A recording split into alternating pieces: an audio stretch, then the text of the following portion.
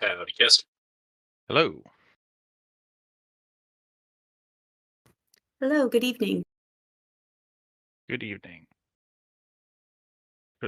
For the early people, I've got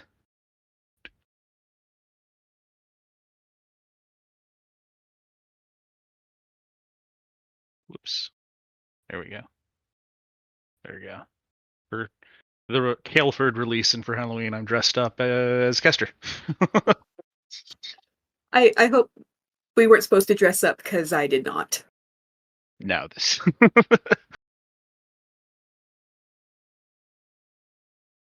You look awesome, by the way. Thank you.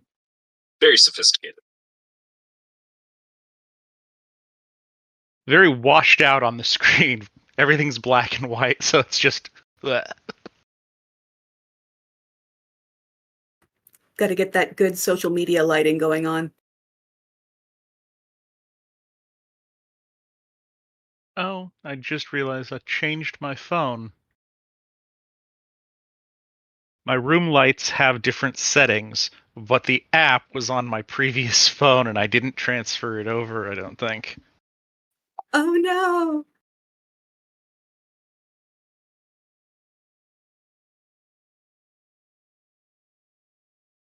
I used to have the same thing at my old place, and then I moved to my new place, and it's got all LED strip lighting instead of actual bulbs, and none of them are smart.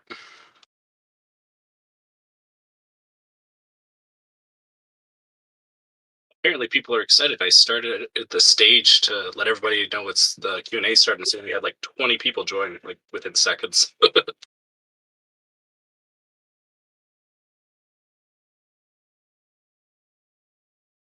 I'm wondering if we should continue tradition with a quick Kester story before we go ahead and start this Q&A. A Kester story. I don't know Yeah, if I have any left. What do we do? Was there another funny moment at any of the LARPs? Anything that you feel like you would enjoy speaking about?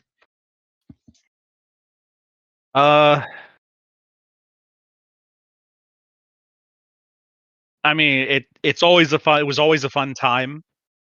It was always a fun time at the LARPs to do combat training because it was usually me paired up with Dyson.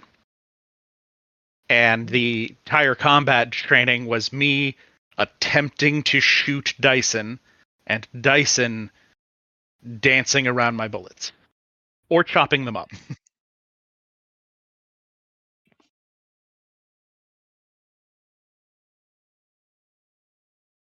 I feel like that sounds a little bit like what kind of training Sage and Neve would go through.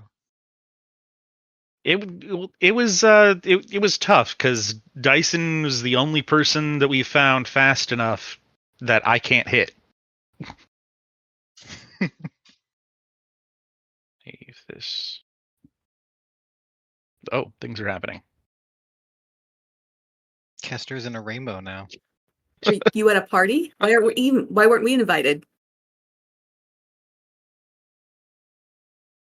That's just spooky. This is very dramatic for anyone who's able to see Kester's live stream. It was really spooky when all you could just see were the glasses in the dark. It was awesome. Tis the season.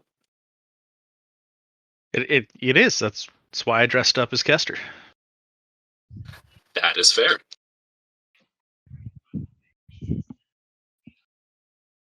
It's still just like a weird pulse.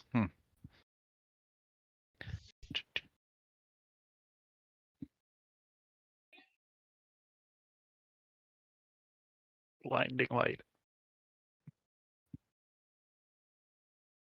Oh, we've taken a note. Thanks for letting us know, Linguist.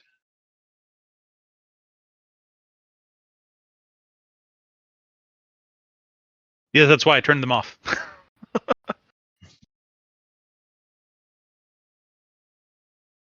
I was attempting to find the color gradient option.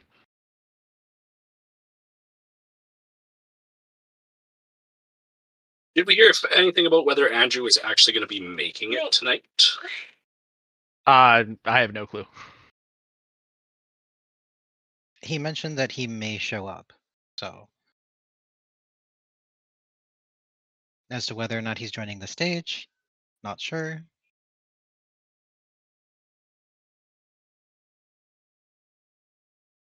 He may also just be waking up about now. That is also true. He could just now be getting up because the man doesn't sleep.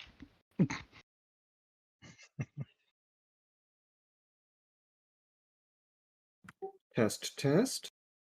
Hello. Oh, there he is. There he is. Hey. So, are we already live at this point? We are about to go ahead and start. Duke, did you want to go ahead and do some introductions? Oh, I did not prepare at all. Sure. Let me just actually change the topic so that it's. I see Kester is on video right now. I remember ages ago we didn't do video because it capped the number of people watching. Is that still an issue? It is still an issue, but it looks like the new cap is 420 people. I'm also going to be turning off my the video once we actually start. Got it, got it. This was just I put on the Kester outfit since it's October, and this is the Caleford release. Oh, that's wonderful, and you look great. Thank you. Okay, so I guess we will start this off. I've now changed the topic to actually say that the release Q&A is happening right now. For anybody new that doesn't know everybody here, we have Kester. Hello. Who is on video at the moment. If you are in the server, you probably know Andrew. Hello, I'm Andrew. And then we have Kaylee. They are the author of the Shattered Legacy series, or one of the authors, the main author. And they have their most recent book, The Phantom Chamber, is releasing tomorrow or tonight at midnight, and potentially in some areas already released. So I will hand it over to Kester, and we can begin. Cool. Hello. Welcome, everybody. I'm going to go ahead and turn off the camera now so that it removes the cap just in case. You did look fabulous, by the way. Thank you. All right. Doop, doop, doop. Okay. Welcome, everybody, to the Phantom Chamber release. Q&A for...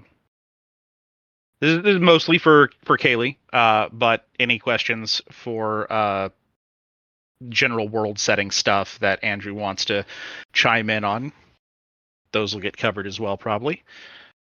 And when you are posting in the Q&A questions to submit a question, if you do want to target specifically Kaylee or specifically Andrew for the question, make sure you put that into the question so that I see it and I can make sure that they're aware. All right.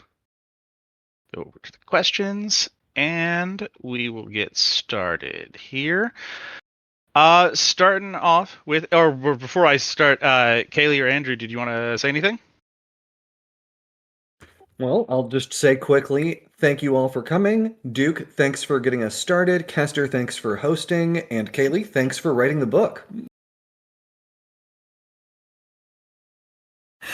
I also wanted to say thank you to everyone, Andrew, for inviting me into a main universe and helping me out with your world and your magic system.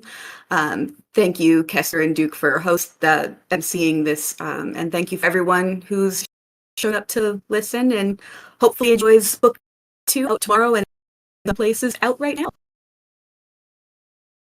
That is true. It did. Some people got early copies sometime last night. So if people who have already started reading it, No questions about the plot of the book.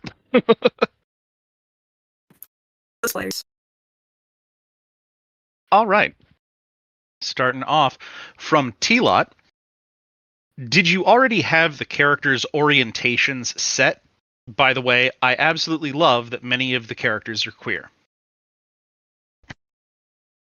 I didn't know going in, most of the cast would be queer. That was pretty much always going to happen. But I would say some of the orientation kind of changed a little bit. For example, initially my plan was that both Neve and Sage would be bi, but it was overwhelmingly so positive to have Neve just be in love with other women. So I decided that she would just kind of stay that way. And it really seems to fit her character to just be an awesome sword-wielding lesbian. All right. From Dreamer, why did you choose the Tiger Spire as the next spire to be visited? I imagine there are in-story reasons, but what are the meta reasons? The meta reason kind of is I was looking at the map of Caldwin, and I kind of wanted a logical path for them to travel around the continent, and kind of looking at like, well, what are sort of the two closest spires? It looked like it was either Caleford Tiger Spire or Valia with the Serpent Spire.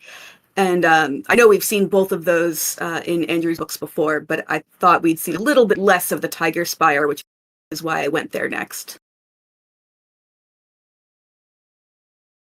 From True Ruler of None, will we ever see a shapeshifter? Yes. Such a good question. I'll let you answer that, but I'll just cackle madly in the background. Shapeshifter's been my favorite attunement. I answered that question last time I did a Q&A here, but I'm very excited about a shapeshifter, but you're going to have to wait a little bit, I'm afraid. From Snuggly Wuggums, what spire are you most looking forward to writing based on the traits typically associated with them? I mean, writing the Tiger Spire was really fantastic. Loved the Tortoise Spire. It's really hard to pick a favorite.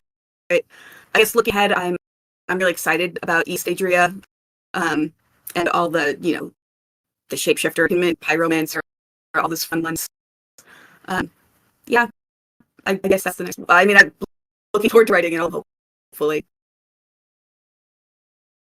Also from Snuggly Wuggums, as it stands, it seems like the plot is going to be largely based in the spires. You had a good balance of dungeoneering and interpersonal drama and character interaction to keep it interesting. How do you strike that balance? Do you have any advice for doing so? I imagine writing a full book of dungeon crawling could easily fall on the side of too much of one or the other.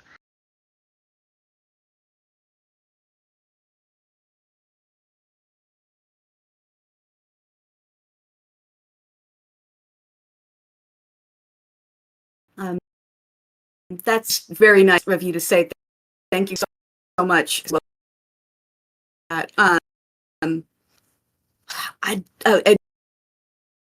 tough. It's really a lot of it comes down to the ed phase and trying to figure out that balance and then striking what to fit, making sure that you have that balance. And a lot of it I try to incorporate when we have the actiony dungeoneering things that we're still having a little bit of dialogue to show relationships or those tense moments, what's going on, and showing relationships through characters' actions in those moments. That's so nice. Thank you. And finally, from Snuggly Wuggums, what's your favorite part of writing about the spires and more generally within this universe?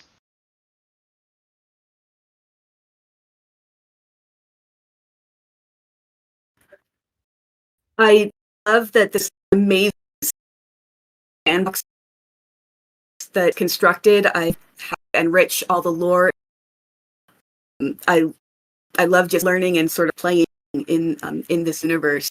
I'm sorry, I thought of an extra addition to the last question about balance. It does. I rely so much on my beta readers and Andrew and you, Kester, and everyone else's input. Let me know if some parts are dragging, or if I need more action, or more dog, or less dialogue. I tend to use too many words. And I just wanted to shout out to my amazing beta readers. Thank you all. I just want to check in. I'm getting audio drop on Kaylee. Is anybody else getting that audio drop, or is it just on my end? I'm getting it too. Okay. So, Kelly, Okay, you might well, want to do a mic yeah, check. We are getting yeah. audio drop on Kaylee. Yeah, we can hear you. You're just cutting out a little bit here and there. Maybe look at your audio settings, or reboot or something like that. In the meantime, while Kaylee tinkers with audio settings, why don't you pull any questions you've got from me, and I can answer a few things while Kaylee tinkers with the audio. All right. Let's see. There's some general ones here that can apply to anybody. From Toby, do you like egg salad? Not really. It isn't plot relevant, but Toby has learned it's very divisive, so there's an author poll going on. Okay.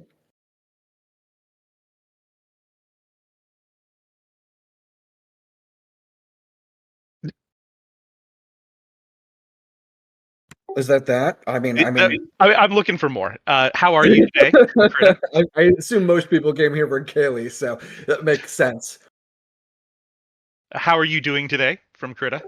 Oh, thank you, Krita. I am doing just fine. I have been exchanging emails with another author that has a secret identity, so that's very exciting. I'm not going to say who it is, but I have been chatting with another author who is doing an interesting experiment where they are writing something via a pseudonym. If you know who I'm talking about, please do not say anything. A lot of authors do this. There are lots of authors that have multiple pen names and that sort of thing. But it's been really interesting engaging with that. It's something that I've considered doing myself, but I have zero time. But experimenting with different styles of writing and platforms through different identities is something that I think is really cool. I have zero time. So yeah, Alright.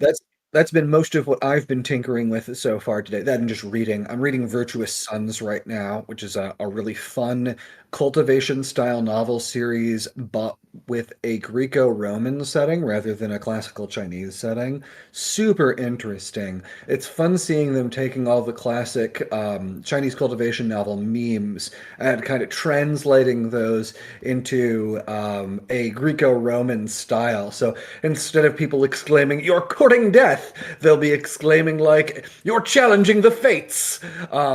Really, really hilarious, but also just really fun and interesting to see them, like, taking Aristotelian and Platonian philosophy and, like, integrating those in the story, and then various different Greco-Roman myths. Super fun.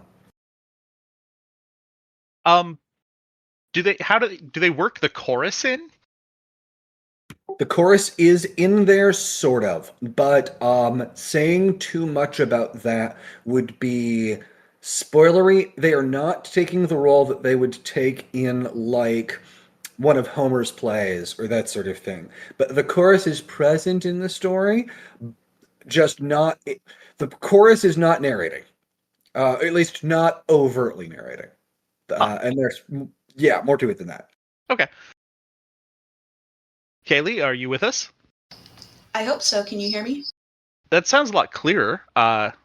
Hopefully this will carry on. Let me bounce back real quick for a question. And it was the last part of Snuggly Wuggum's questions was a postscript. Why did you hurt me, and will you do it again? Read and find out. Okay. From Toby, do you like egg salad? It isn't plot relevant. It's just very divisive, apparently, and they're polling authors that they know. I don't have strong feelings about egg salad. Okay. On a more serious note, is there anything that you really want to explore in Hang writing? on, I'm sorry. Oops. Give me one more minute with technical issues. Oh no. Yeah, I think we're getting a bit of feedback there. Yeah, there's definitely some sharp sound going on. Apologies, everyone, for the technical difficulties. We'll get this resolved as quickly as possible. You can throw some more questions at me if you've got any. Let's see here. Just chuck them, Casper. Oh, just chuck okay. them From Crimp, given the option to, for lack of a better word, kill one of your characters, and you must kill one, who would you kill? I don't believe in no-win situations, so I'm not going to say that I buy into your premise that I have to kill someone. That being said, eventually, I would like to get rid of any of the child-abusing jerks in my setting, and so I think that Magnus Cadence is obviously the top of that list. I have a real problem with child abusers, also slavers. So if I was going to be getting rid of anybody, it would be people who fall into those categories. That's good. I thought that you were going to take the easy out and say any one of my characters. Oh, clever. I do like workarounds like that.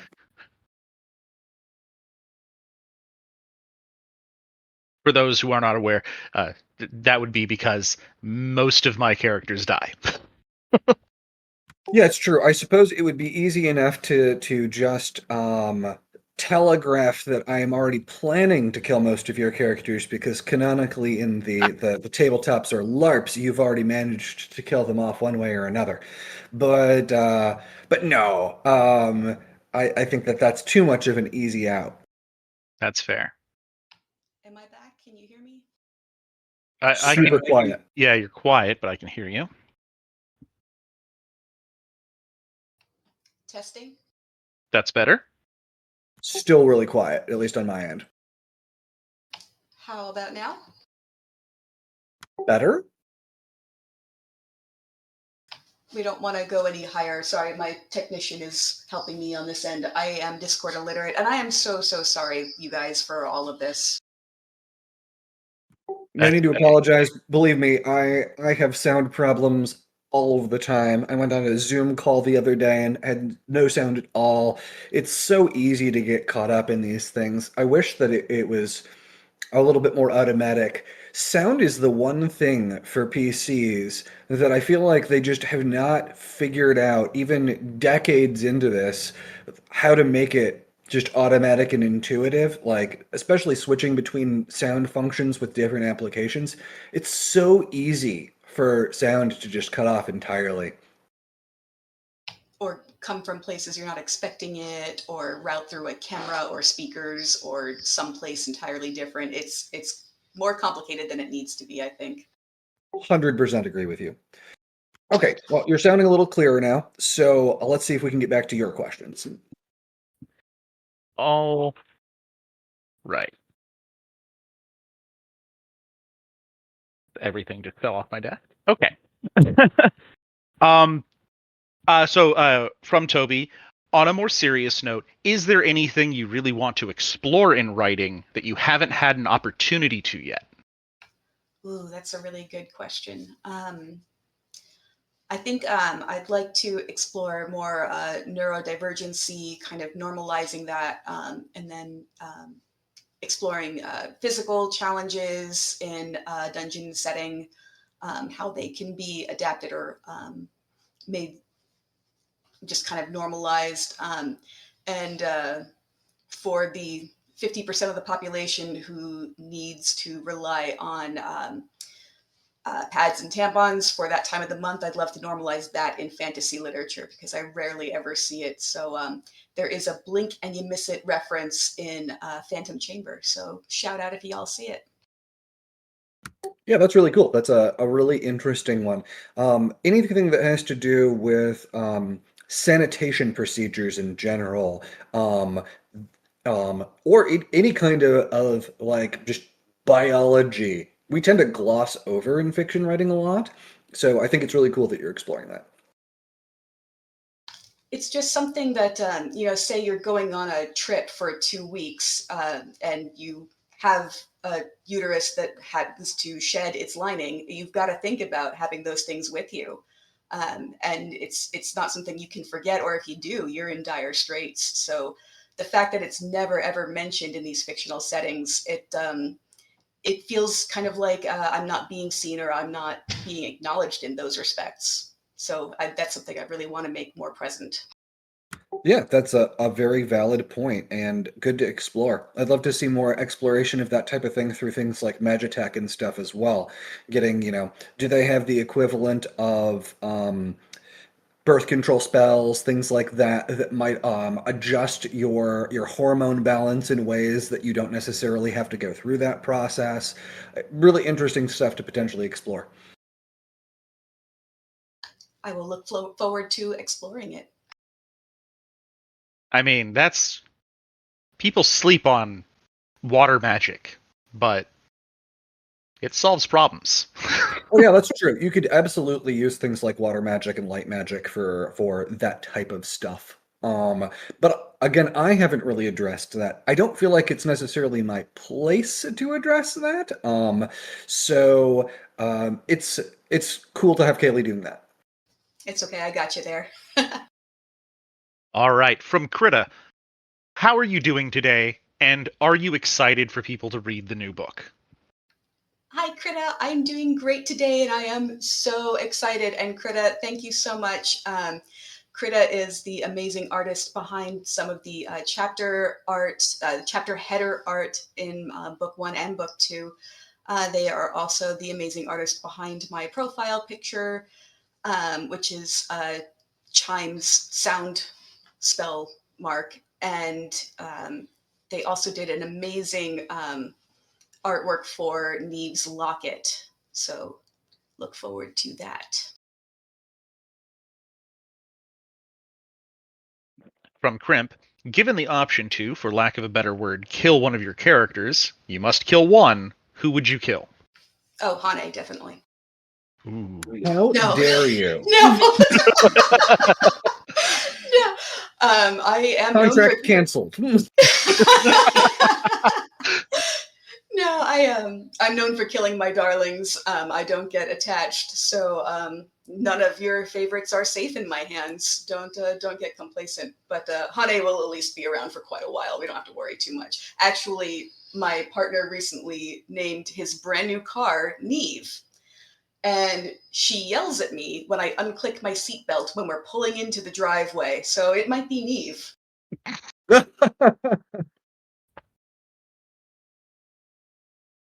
From Bugsim, did you enjoy getting to write a whole new team dynamic? And is there any characters that you're looking forward to us reacting to?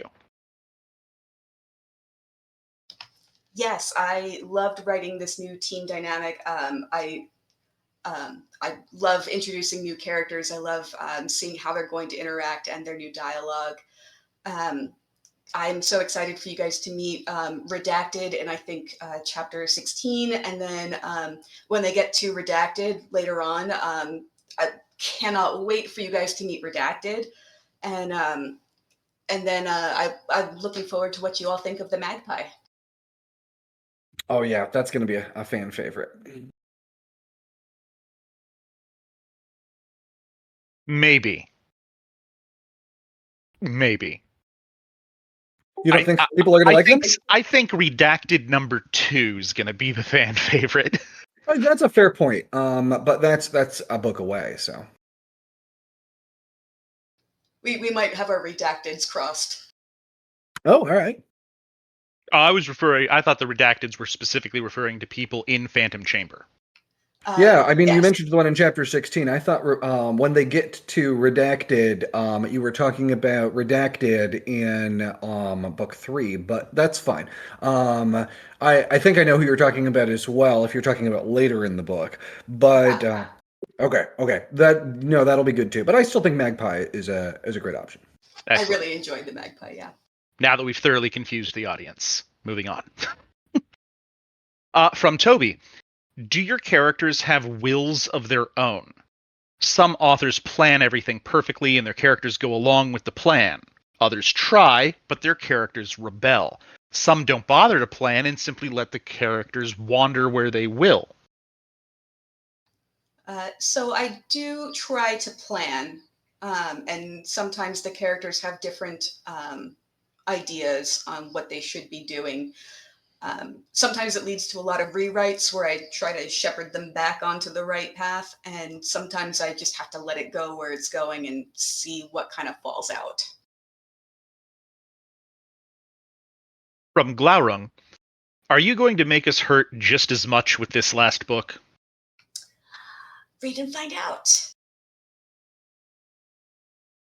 From Technical, when is Shattered Legacy happening in the timeline? So time is kind of a weird thing. It's you know, people assume that it's a strict progression of cause to effect, but actually it's like, if you're looking from a non-linear, non-subjective viewpoint, it's more like this big ball of wibbly wobbly, tiny whiny, stuff. So, really, when is anything happening? I think we can give them a straight answer at this point. We have a straight answer now. I was gonna say, I thought like we worked it out. I thought this might be the reveal, but We did. I just wasn't sure if we had agreed on when we were revealing it. I like your answer. And to be fair, the big change that we just made that we agreed on recently means that we no longer need to put it at that point in the timeline. Exactly. But we hadn't exactly hashed that out precisely, but we did make a big change that changes what we decided. Yeah, that recontextualized things pretty significantly, but I don't know. I'm pretty comfortable where we were putting it. But yeah, that's fair. How about I like Haley's answer. You can just sort of say where it's between in the series, because that's an answer at least. I'm comfortable with that. Are you comfortable with that, Kaylee? I am comfortable with it, but I would be more comfortable with you kind of establishing it since you have, the deeper roots. Oh yeah, no, it's fine. So we had a pretty clear answer to this, but we just made a major change that is for the later books. The short answer is that it's after Weapons and Wielders, but before Arcane Ascension. So it's in the middle there somewhere.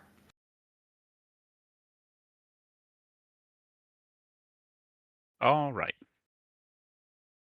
From Leylan, was Imiko's nickname for Neve based on the Chinese tendency to form a nickname by repeating the first syllable of a person's name? That was really a happy coincidence. So it kind of came from Neve nicknaming Emmy Mimi, and just from Mimi, Emmy would return with Neve. So it was just like a really cute kind of sistery thing that they decided to do together. From Snuggly Williams, what's the process of writing and publishing works within the setting? Especially curious because I've never seen a series or setting like this have published expanded universe content that isn't a huge monolith like Star Wars. Do you want to take that, Andrew? Or Yeah, sure. In that case, as a follow-up, similarly, how much does Andrew get involved with these expanded universe things in the works? Does he make you put swords in the book? Yes. In fact, I might actually. This is in an extremely unusual situation because I might have just asked Kaylee recently to make swords less of a focus. This is true. So that's going to sound heretical to people, but I think I can say this on a high level. There was a element of the story that previously we had discussed tying in more closely with weapons and wielders, and we have decided against doing that. It felt like when we had first done it, it was planned to be sort of just a nod, but after seeing the level of confusion that we have with the Chimon Sarissa situation, which was not intended to be confusion, and we'll have some in-story justifications for some of those similarities that will be coming up later in the story. But also, I just have an awful lot of books that are very, very heavily focused on sword as MacGuffin, and I think that for the average reader, it might be time to write some things that are less about swords being the critical MacGuffins for the story or setting. It was feeling a little samey. So, on that particular sword topic, I have actually asked to tone some of the sword related plot down. So, I know that this sounds like I'm an imposter, but that's true. Go ahead, Haley. You sound like you were going to say something. Just chiming in to say that, yeah, we did juke recently, but I think for that juke, the overall story is where the arc and where it's going is a bit stronger for it. Oh, I think it's massively stronger for it. I think that we were trying to tie it in ways that were restraining the narrative rather than empowering it. There are places where you can do cool tie-ins that just make the whole thing stronger as a whole, and I would say that our original plan for this was not one of them. That's not to say that we couldn't have retooled it in a way that made a stronger synergistic connection, but I think that the way that we juked on this one, to use your terms, was a way that tied the plot to the characters of this particular story better in a way that I think will be more satisfying to readers in general. I agree with all of that. Just to sort of answer the how does it work? Andrew and I spend a lot of time in the outline and development phase, just kind of going back and forth, hashing out ideas, just kind of chatting back and forth, and we see what lands on the cutting room floor and what goes through. And then I'll take those notes, I'll write what I can, and then Andrew will come back with feedback and course correct to make sure that everything sort of fits the world and the lore, and especially the magic system. Absolutely. So I have a lot of documents that are prepared in advance for collaboration. And some of that is stuff that goes back close to 20 years in terms of role-playing game documentation and things like that, where Kaylee has been patient enough to try to sit through some of my vastly out-of-date documents and parse that and go back and forth on what's still relevant and what story elements we can take from those and extrapolate into a coherent story. Some of it is more recent stuff. Like I have a story Bible, which is the same type of thing that people generally use for television shows. Like if you look back at a TV show like take Star Trek The Next Generation or something, there's usually a story Bible established at the beginning of the series that says, these are the things that we're going to do in this story, these are some basic standards, these are themes, these are the core characters, etc. I feel like the show Lost could have benefited more from one of those. Yeah, I don't know if they had one or not, but that kind of mystery box series like Lost or Westworld or that sort of thing where you often have a really strong season one and then who knows what happens after that because they didn't really pre-plan the whole thing. That's definitely a case where, they might have had a story Bible, but it probably didn't talk about things to the extent that they figured out their ending or that sort of thing in advance. Or maybe they had one and it got lost. Well played. So Kaylee and I, when we were working on our initial pitch document for this, Kaylee put together a plan that was basically the entire series from start to finish, which is more than even I usually do for myself. But Kaylee basically had a pitch that was, this is how the story is going to begin, this is how it's going to end, and here are a lot of the individual parts that are in between. We're still fleshing things out as we go, and we are making changes, but Kaylee did pitch to me essentially an entire coherent series from the start. And so, as a result of that, we have a really good idea of where everything is going, and we obviously will still make changes along the path, but we've had a clear idea of what our goals are, which characters are the most important, what some of those arcs are going to be for each individual character from start to finish. And then now that we've done a couple books, we are going over each individual character's arcs much more thoroughly with character-specific documentation for these are major story beats for each character that we're going to have for this point forward.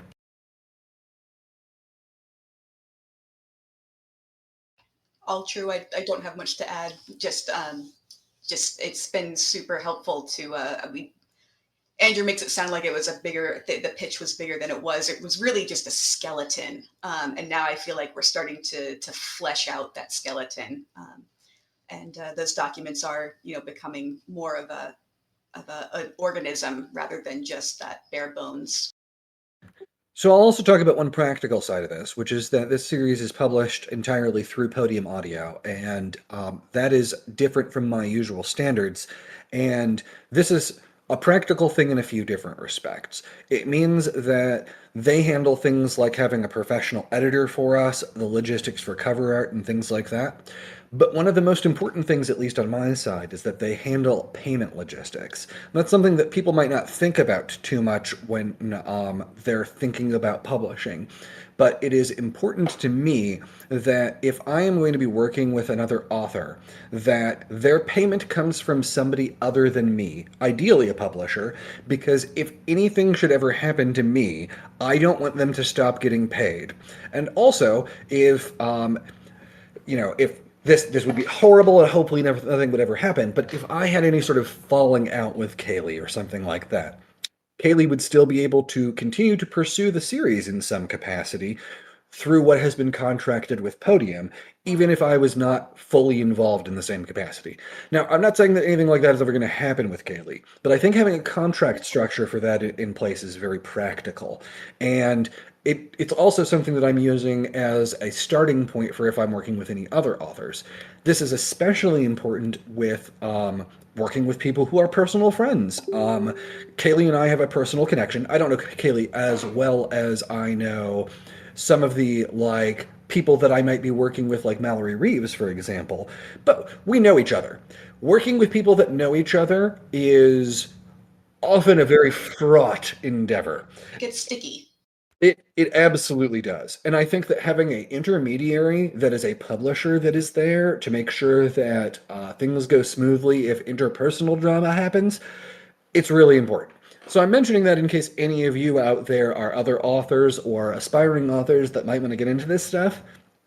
I really think it's important to have a third party as a mediator if you're doing any kind of contractual stuff like that. If Kaylee was just working for me, which was absolutely a possibility, I think that could have gotten a lot messier. And I mean, we haven't had any major incidents or anything, but if we did, things could have gotten much, much worse if we did not have a third party in place. I hope that makes sense.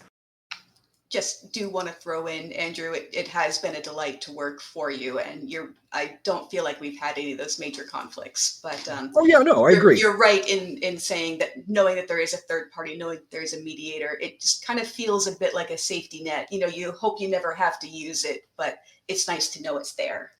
Yeah, I 100% agree with you. We haven't had any of those problems, but especially since, and I'm sure other people are aware of this, I mentioned Mallory Reeves, for example. There are other authors I've talked to.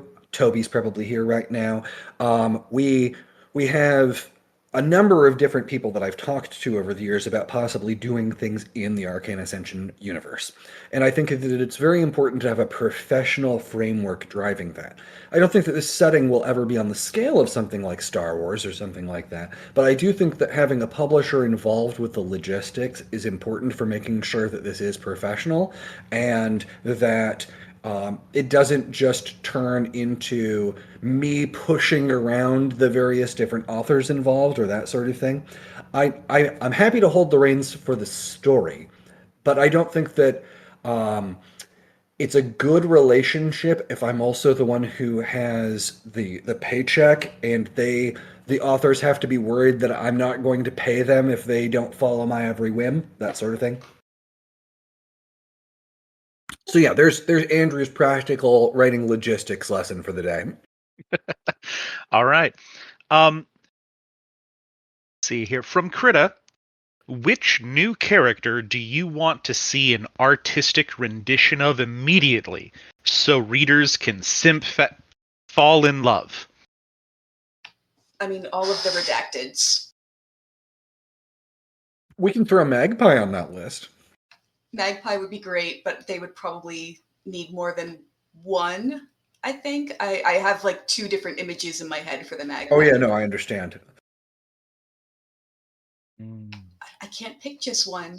I mean, Well, I mean, you could have an image that has like the 2 versions back to back. Oh, I love that.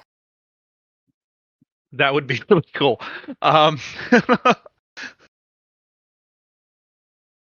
have it. I have a desire for the redacted 2 that I was talking about, drawn as sort of drawn with elements of eldritch horror. I totally see it. That would be amazing.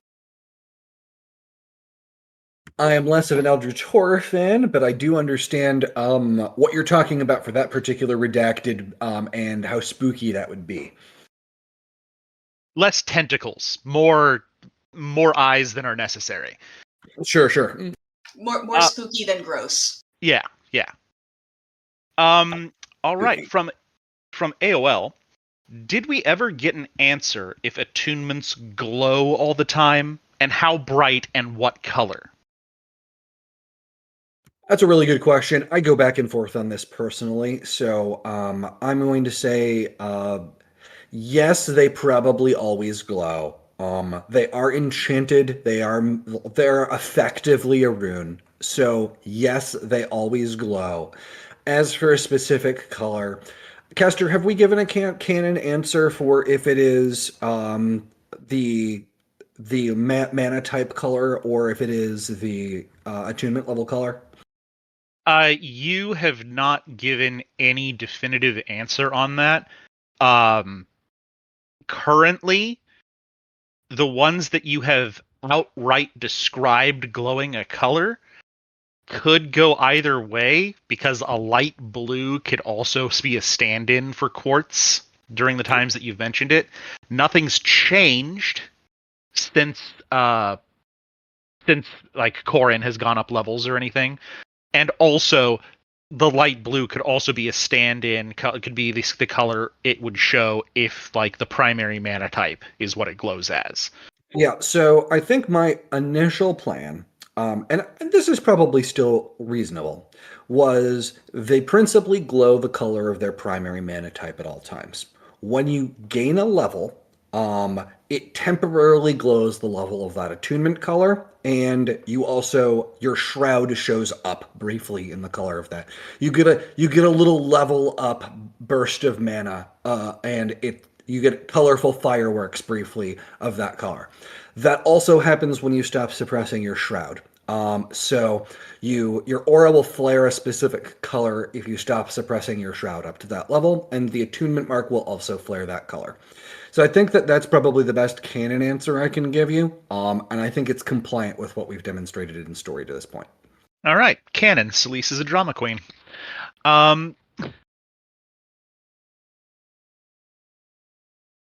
She's got showmanship. She does have showmanship. All right, from non-specific, for Kaylee, what aspect of the setting was the hardest for you to grasp?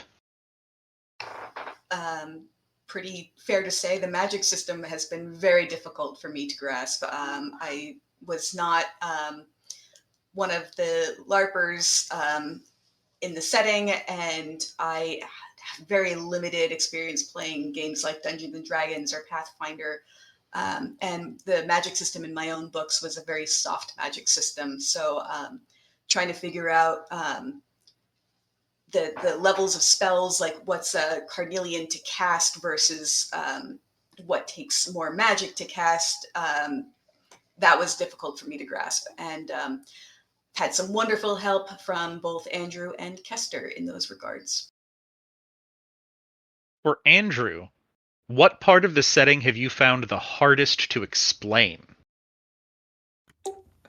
I mean, it is probably still the scope of magic. So a lot of this comes down to the fact that scale is very difficult to describe in terms that another author can easily pick up without giving concrete numbers. And I have very deliberately shied away from giving concrete numbers historically in the books on things like X character is n times the baseline speed for a character that's an ordinary human being. That type of thing can get you into a lot of trouble because you rapidly get into exponential stuff. You get the Goku and his Kaioken problem and rapid number inflation. I have deviated from this a little bit in Edge of the Woods, where there are clearer numbers, but I kept them very, very low. And that's very deliberate to make it easier in the future to show the distinctions in power levels, making them clear without making them feel overwhelming. But I don't want it to be the type of setting where someone who is one level higher than you is an insurmountable opponent, which often happens in certain cultivation novels and that sort of thing. I want it to be the type of setting where, unless somebody has a defensive attunement, you can walk in, get inside their shroud, and hit them over the back of the head and knock them out. And we see that happen multiple times through the story. But you also need to have clear progress. And finding that balance for me has been a challenge. Explaining exactly how that balance works to another author and having them find the same exact balance point, that is a huge challenge.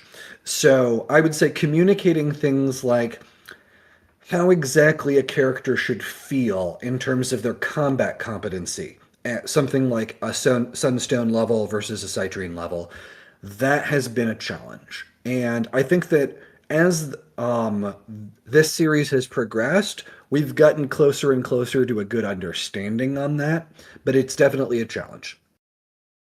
We end up kind of defining things in terms of like, well, I mean, is this Goku Super Saiyan, or is this more of like a Krillin level? Like we default to some odd standards to try to grasp the power differentials.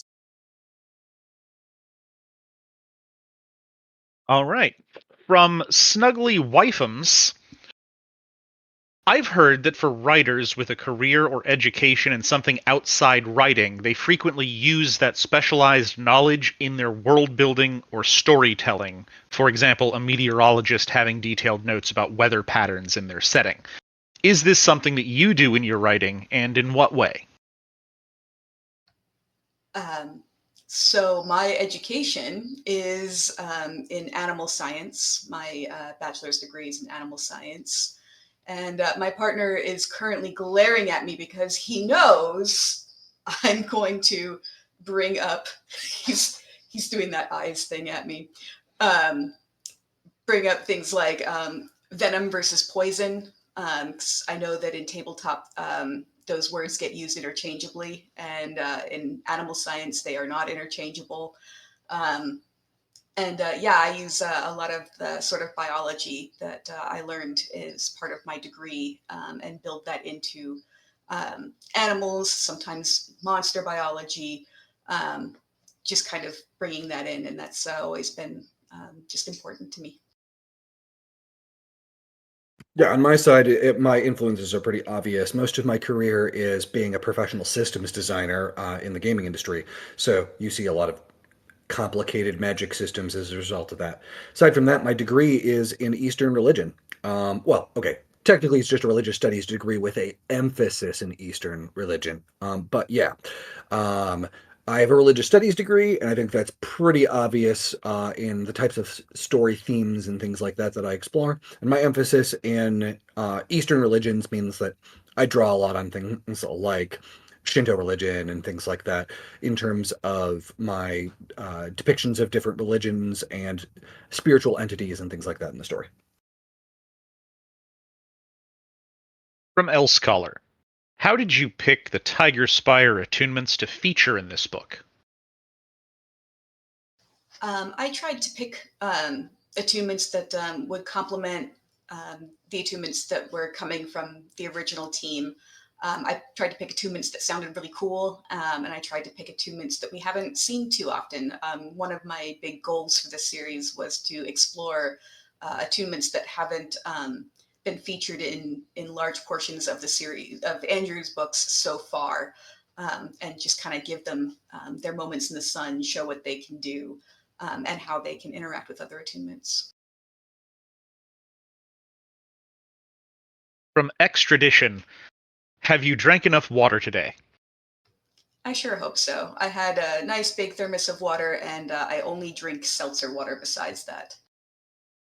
I'm drinking water right now.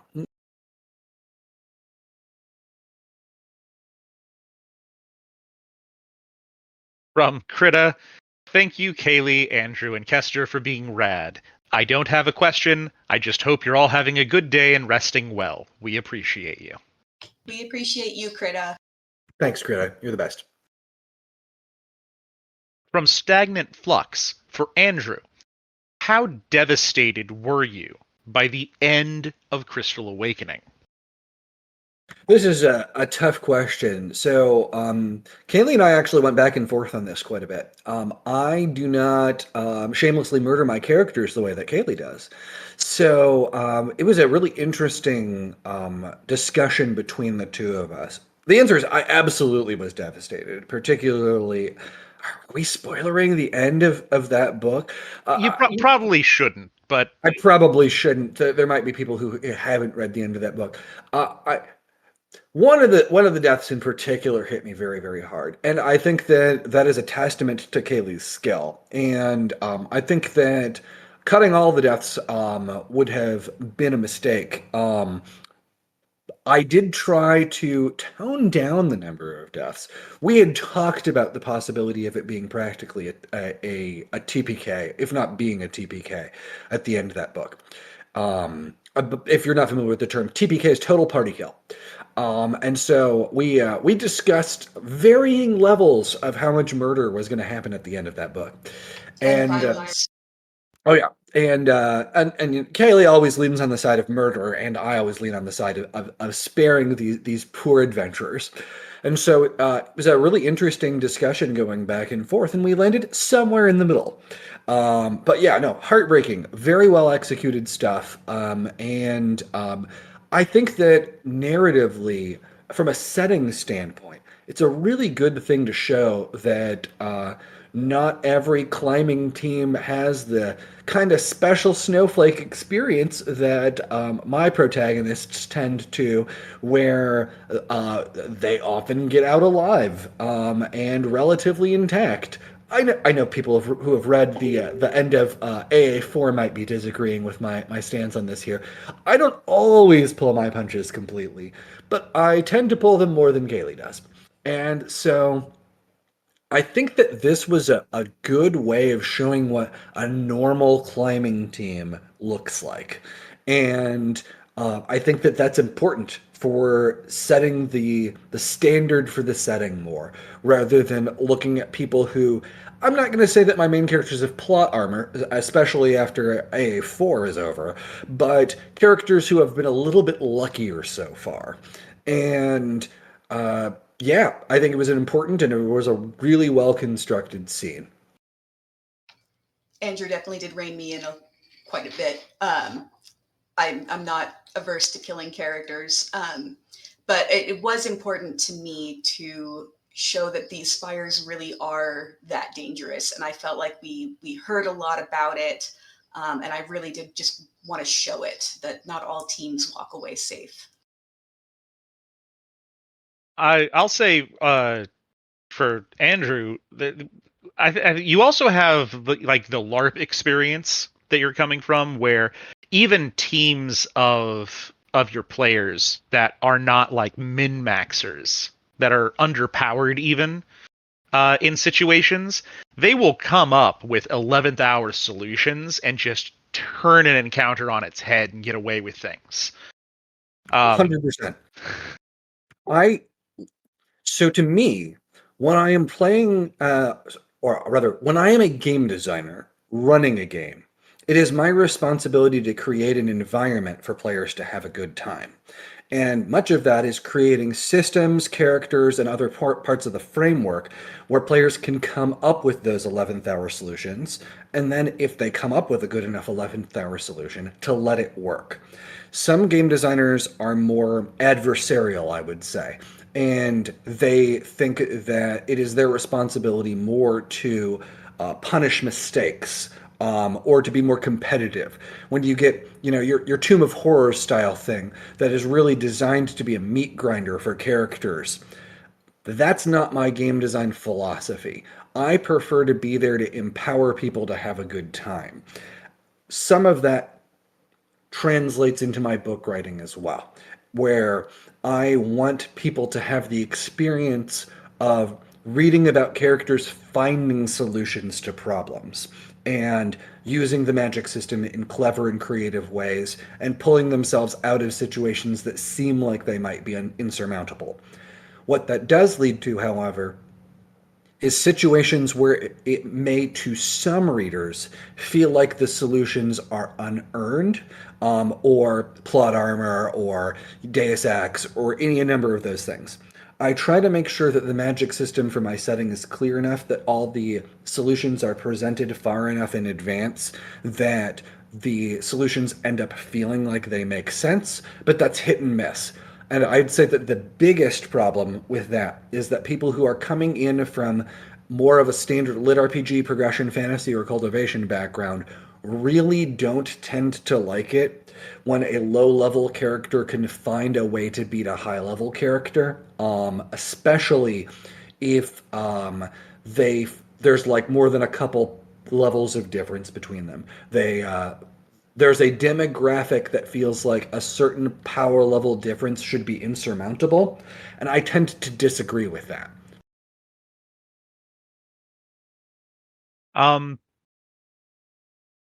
I personally think that your characters, especially in Arcane Ascension, need to think faster. I think people complain about them having plot armor, and I'm seeing the combats that they're getting into, just thinking like, that they could have done that so much easier. Well, that's another thing, and I've written about this before. I like my characters to make mistakes, even in areas of their expertise. I don't generally write characters that are hyper competent, with a couple exceptions. I write certain villains to be hyper competent. So, like AR is hyper competent, for example. AR very rarely makes mistakes, and when she does make a mistake, it will be very plot significant that AR made a mistake. Also, in shorter things, so when I write Demon King, for example, Yui is hyper competent. Yui rarely makes mistakes. But for longer fiction, I prefer for my characters to fail and fail and fail before they succeed. And even in situations where they're going to succeed, I prefer them to have individual failures within that specific encounter. All right. From non-specific, for Andrew, what aspects of the setting have changed the most in the transition from game to books?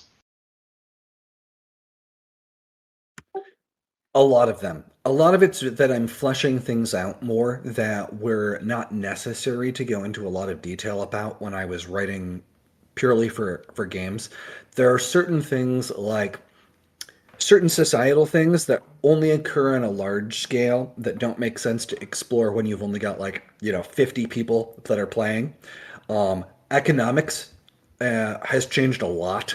So, like, in a LARP, when you're traditionally only going to be playing, maybe a few times a year or something like that. Maybe once a month if you've got like a really rapidly playing game.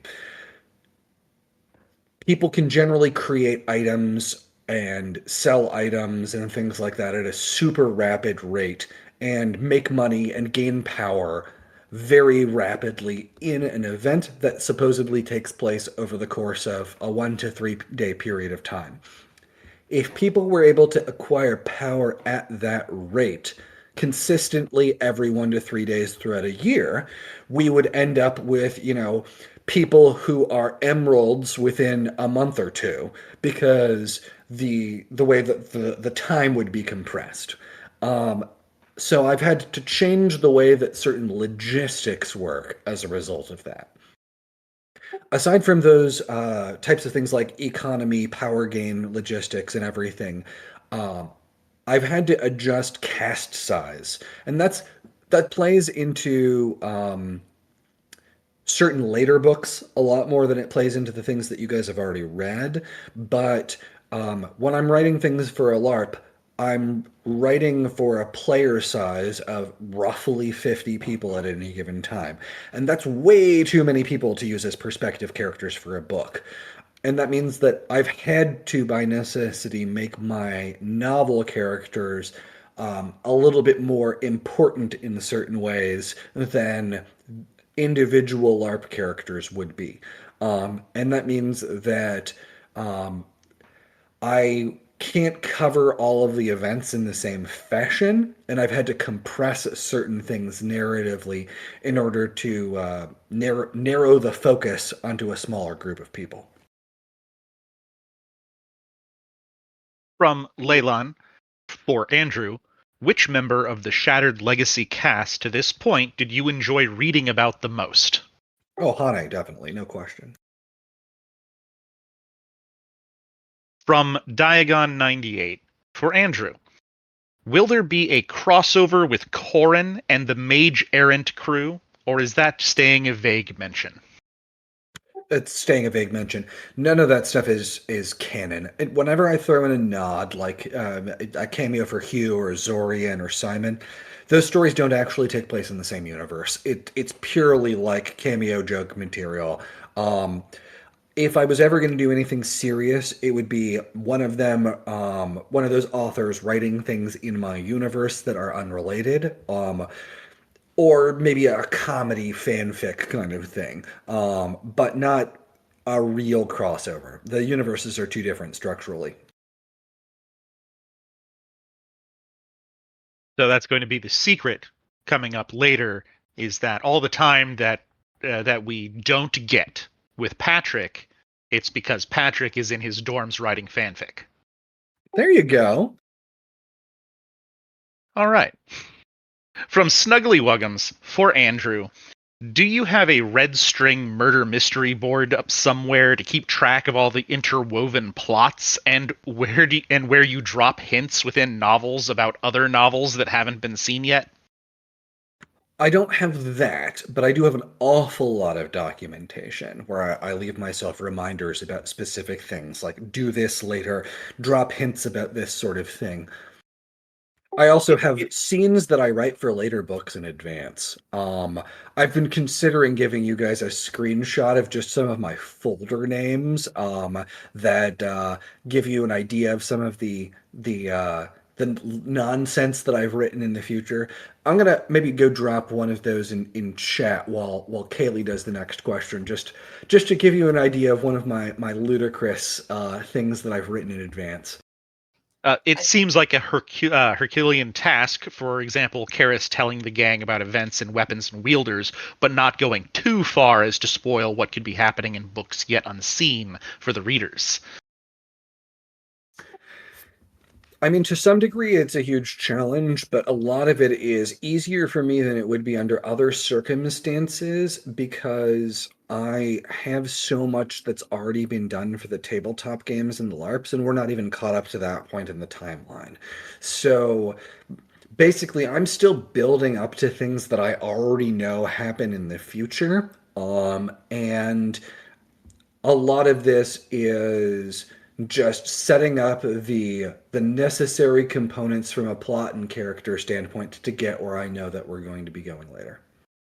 All right. From storyteller, for everyone, who is one side character you want to write more, but don't think you'll get a chance? I have to think about it.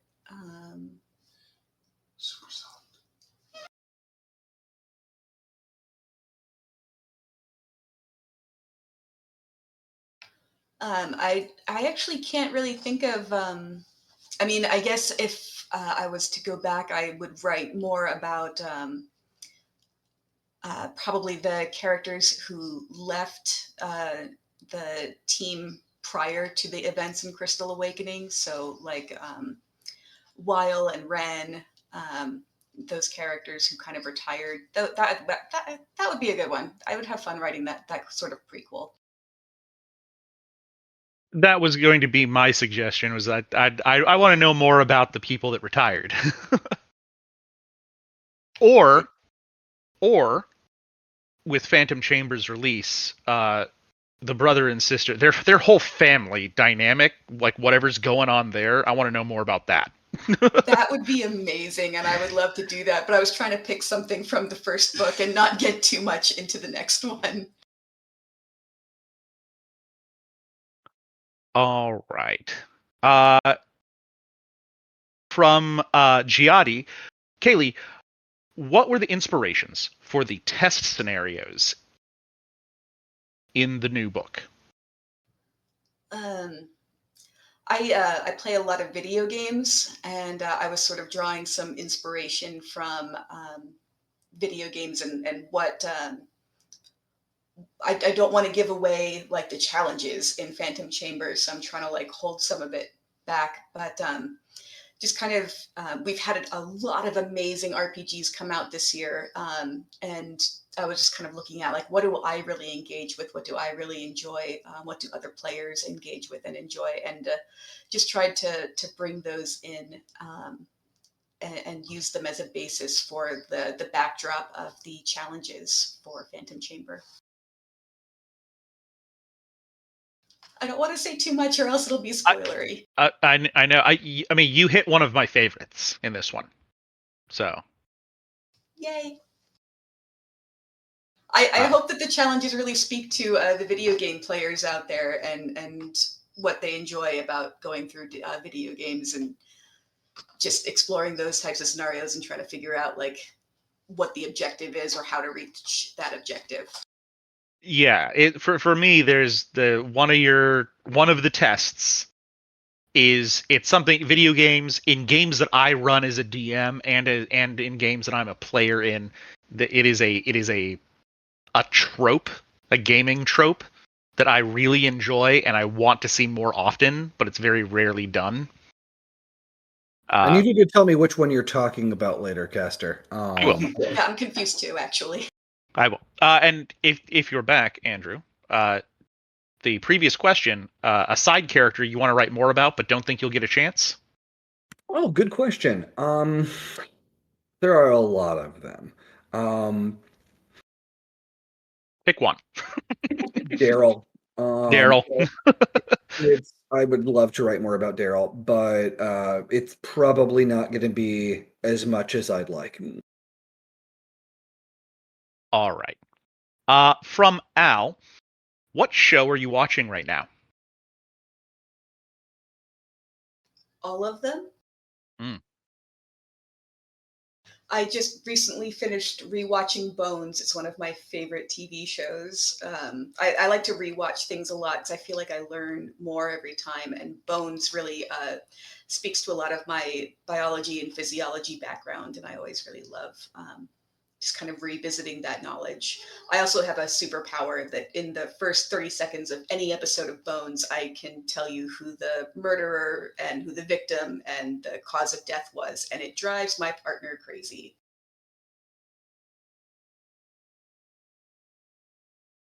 Andrew? So on my side, Freyren. Freyren's my main thing I'm watching right now. Freyren is one of my favorite manga of all time, and the fact that they're doing an anime for it, absolutely love it. The anime has been a phenomenal adaptation so far. Strongly recommend it for anime fans.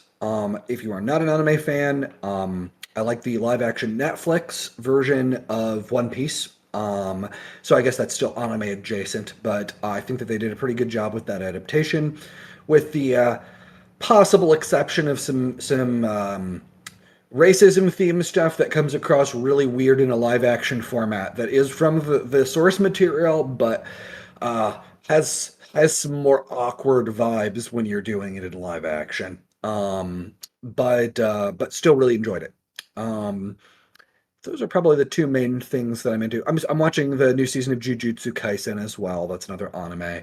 Let's see. I watched The Night Agent recently. That's another live action show. That's the main stuff I've watched recently. All right. From non-specific for Kaylee, if I remember correctly, the series is set to be a book per spire, which is quite a large commitment. How do you feel about that now that you're 2 books in? It's definitely a challenge, especially I tend to overwrite. I write way too much and I end up having to leave a lot on the cutting room floor just to sort of meet the expectations of our publisher Podium. Uh, I think it's been a real opportunity to grow as a writer, to really sort of get to the point faster, try to say what I want to say in fewer words, do try to work on more showing, less telling, and I think it's only like made me frustrated, but also better in certain ways. And I think that I'm already writing book 3, and I think I'm already moving at a better pace that I'm a little more satisfied with.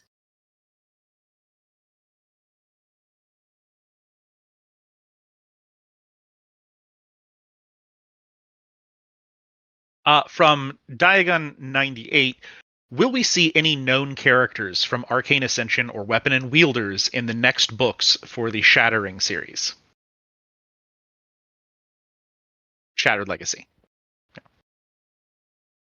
I think I'm gonna have to read and find out that one.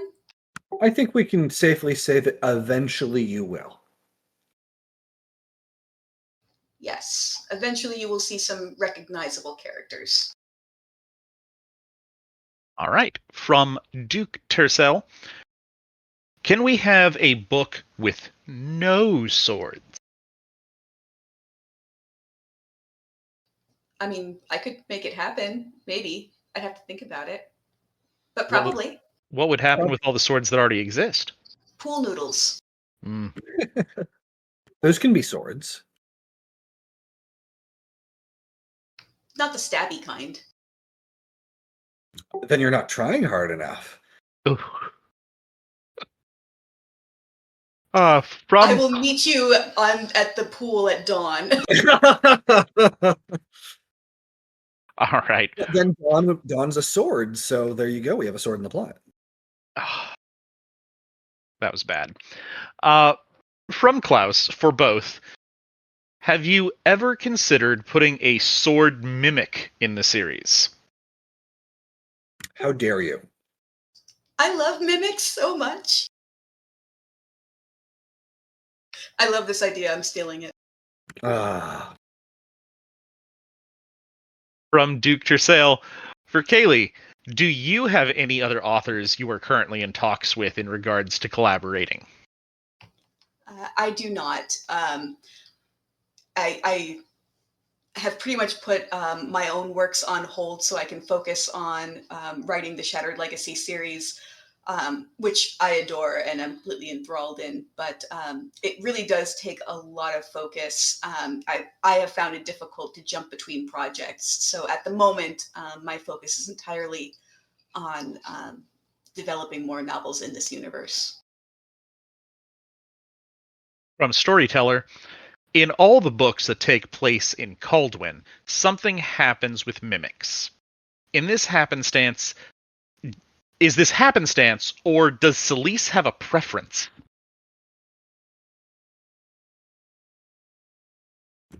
In a meta sense, mimics are a classic RPG monster, and I had to include them in the story.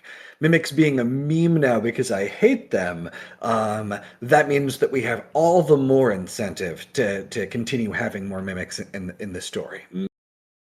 I mean, I don't know, I don't want to give too many spoilers for the Dungeons and Dragons movie, but I was sitting on the edge of my seat the whole time waiting for a mimic to pop out. It's just 100%. very expected in these types of stories.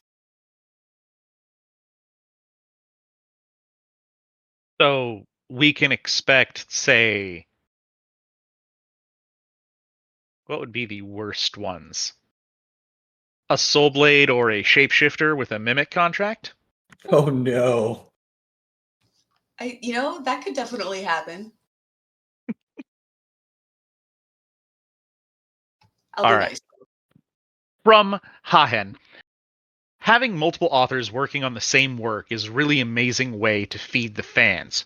Who came up with the idea? How was it pitched? Do you think that it's a process that's going to spread to more authors? I'm not really breaking new ground here. There are other authors who already do this type of thing. If you look at other things in the progression fantasy space, there's quite a bit of co-authoring happening there already. So I don't think that it's necessarily going to have any kind of major impact. You already see, for example, Wraithmark, Bryce O'Connor does a lot of this stuff where he collabs with other authors or arranges for other progression fantasy authors to work together collaboratively on projects. In this case, I had already planned to be doing other co-authoring things. The specific story pitch comes from Kaylee. It was actually pitched to me through Andrew's partner, and then we all sort of collaborated together for a little bit, and now it's sort of winnowed down to just Andrew and I going back and forth on the ideas. From non-specific, for both of you, do you use RPG-style character sheets to help keep track of character stats and abilities? I do. I have. My partners helped me roll up some character sheets, and they're helpful sometimes, and other times I just like to use an Excel spreadsheet. Yeah, I do a lot of Excel spreadsheet stuff too. For example, I have a Excel spreadsheet that's just a speed chart, and it's just everybody's relative speed levels, and that helps me keep track of how quickly characters should be moving in combat. To me, speed is probably the single most important attribute for relative combat ability for fighters, and so being able to keep track of like in this particular encounter, this character is twice as fast as this other character. That's really important for figuring out how a scene's going to go. It's the same in the tabletop, I would say. I really like all the cool stuff that my character can do, but like going up against people that can get 3 or 4 spells off for every one of mine is tough. Yeah, Kara's a little broken. The speed stat might be a little too strong in the tabletop right now. For Andrew, if you do use character sheets, does this include you having character sheets for characters like the Visages or Valian? Yeah, I mean, so those I mostly had for things like LARP. But and I don't have all of them, but I do have stats for Valian, for example. Because Valian showed up in LARP a couple times. I had to keep that kind of thing sparse because you don't want gods just rolling over players. It turns into a problem called NPC theater if you have too many powerful characters that are able to just dictate everything that happens in the game through their presence. And I try to avoid NPC theater. But occasionally having characters like that show up at major moments can be important. And it also can make players feel seen if they are playing a character that worships a deity and their deity shows up to give them some advice or a mission or that sort of thing. So finding that kind of middle ground where they are important but not too important is good. And yeah, I always stat out my characters if they're going to show up. If somebody decides to take a swing at Valian, I need whoever's playing Valian to have the stats necessary to know how to respond. Or, if you're not paying attention to what's going on and accidentally backstab your deity. Oh yeah, yeah, as some people might do. Hilarious. From CCN, why is Sage so dreamy, and why can't Lani see that he is the perfect man? Well, I think Sage is dreamy because he's got to spend about half of his time in the future, so he's always meditating and just kind of spaces out a little bit. That's not really his fault. But with Lonnie, I think she has a lot of respect for Sage. I think she really likes him. She knows that he is a reliable, dependable guy, but Lonnie is Ace and it doesn't see him the same way that he sees her. From Leylan for Kaylee, did Aldis's travel specialization affect his attunement's glow color? I'm going to push that over onto Andrew. It probably would. From What color non-specific. is it, though? Oh, that would be it. It wouldn't change, actually, would it? Or the change would be so minor.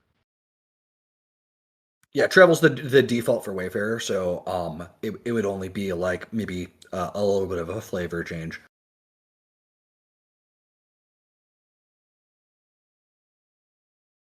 Because if it does change to the specialization coloration, like air is basically clear. Mental is basically clear in the it depends on where we're going with it, because it could be purple as well. But I think it's always been like almost. Yeah, it depends on if we're blue. using the Rethri eye color chart. There's also so I've got the Rethri eye color chart, and then I have a new elemental color one that's a little bit more, I'd say, intuitive, that is potentially being used in some other cultures. But yeah, the Rethri eye color chart's probably what we'd go with. Well, so far, I think in Caldwin at least, people have been seeing it as bluish as well. Yeah. And then if the travel specialization flipped it to travel, travel's also like one of those like basically clear kind of bluish colors as well. So Yeah, so minor change if at all. all right. From non-specific, is there a particular attunement or mana type that has been particularly difficult to understand or explain?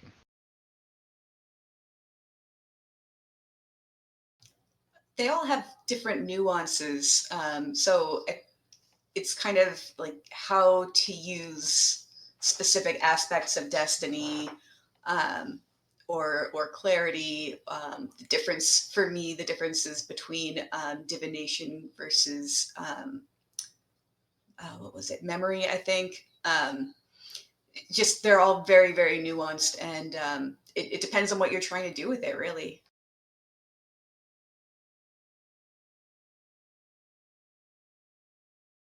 Right, Andrew, is there any particular mana type that you find very difficult to explain to other people? I think Kaylee gave a good example in terms of the various different distinctions between divination types. So, destiny divination versus memory divination, things like that, or even knowledge based divination stuff. Basically, any of the divination and scrying ones, making sure that people understand the distinctions between them is tough.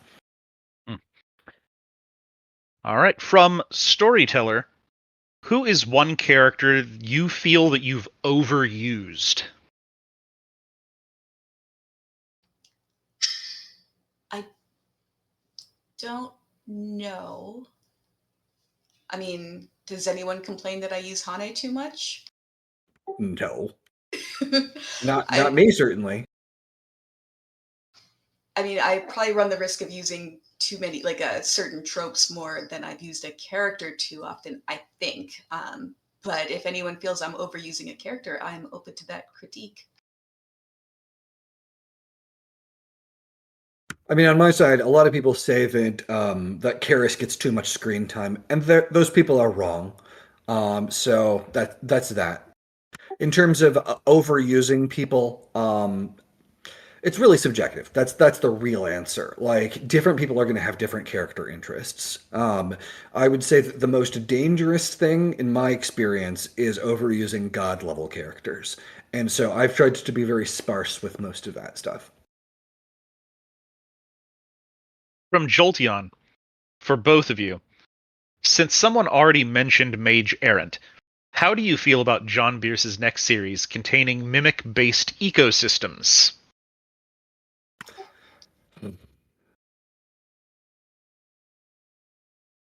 I've had Mage Errant sitting on my nightstand forever, and I just need to finish my TBR to get to it, and I'm very excited to read it.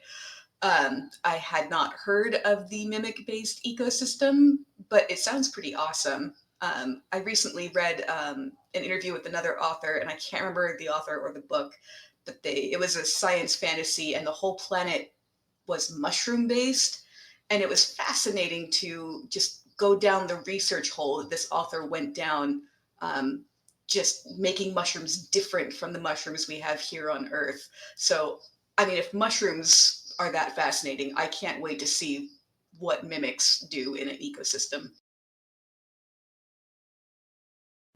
All right. That, those are not my style to the same degree that they are Kaylee's style. But that said, John is a phenomenal author, and I'll probably read his Mimic book regardless.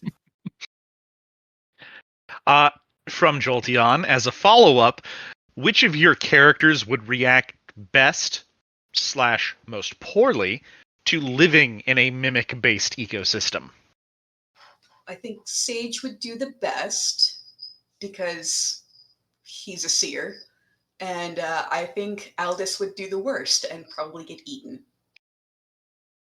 On my side, Karis would react the best, and by that I mean there would no longer be a mimic-based ecosystem.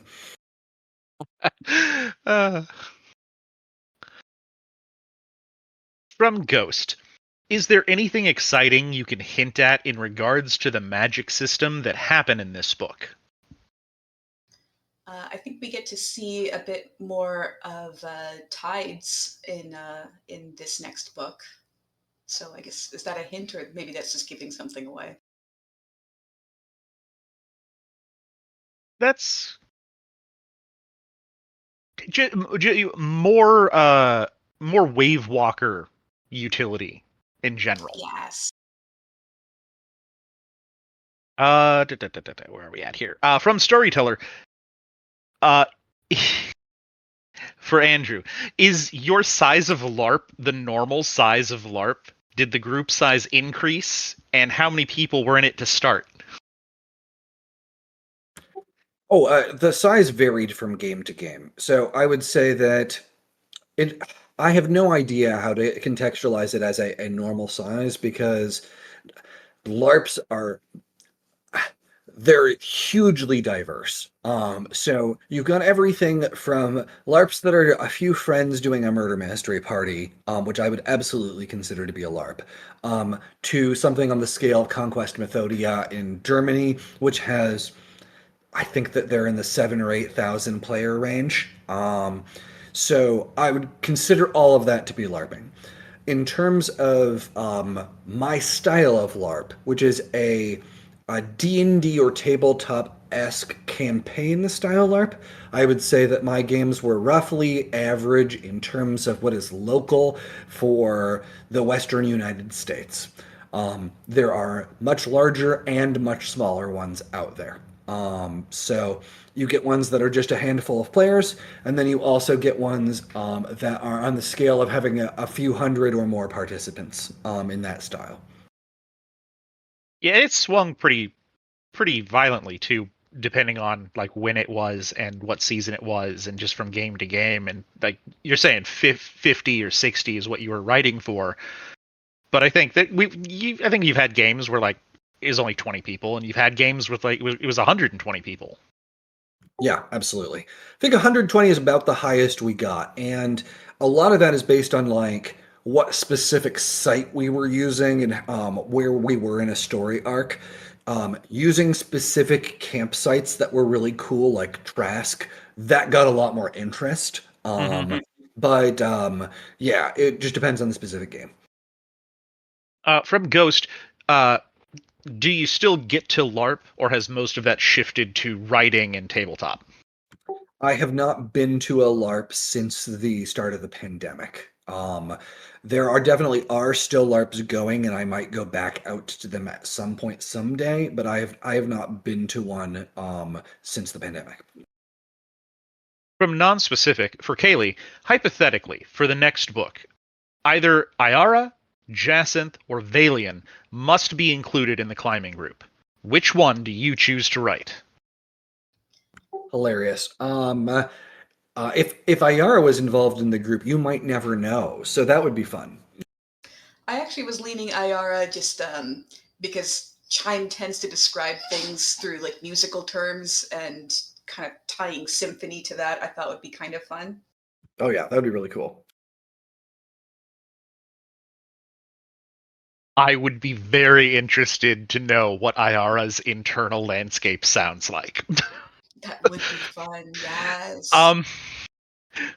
From Duke Tercel, what are the chances of us seeing a pyromancer in one of the books that'll inevitably be released next year?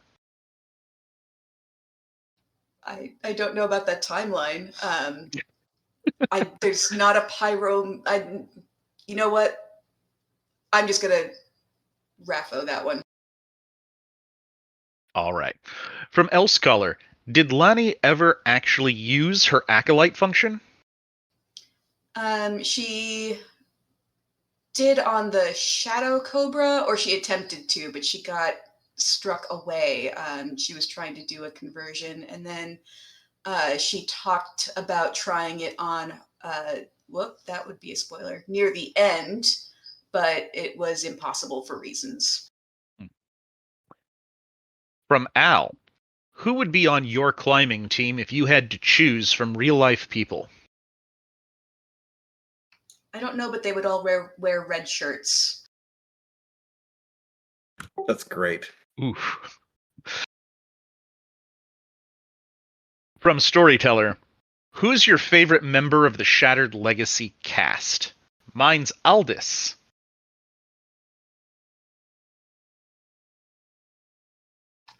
I loved all of them.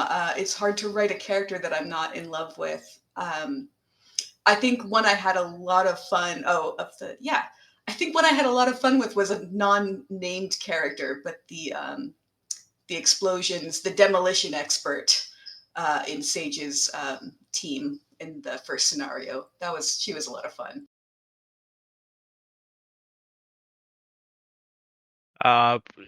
Krita shamelessly begs publicly for all color charts. Andrew. All right. I will do some digging on that. I think I have just a standalone eye color chart. Give me a few minutes on that and throw Kaylee some questions, and I'll see if I can dig that up. Okay, Krita, I have given you all the colors. You have quizzed me about I'll give them it to already. everybody. Let me find it. All right. Elscholar asks, have we seen any Vaycasts or their agents in the Shattered Legacy so far? I mean, who can really say? But probably not. Iara could say. Iara could say. You'll find out once Iara is a member of the climbing group. It was Neve's grandmother all along. Ooh. From Extradition for Kaylee, with the information you've learned from Andrew, if you were to choose an attunement for yourself, what would you pick? Shapeshifter. I love the shapeshifter, and for anyone who's read my indie novels, the shapeshifter is my main character, so shapeshifter.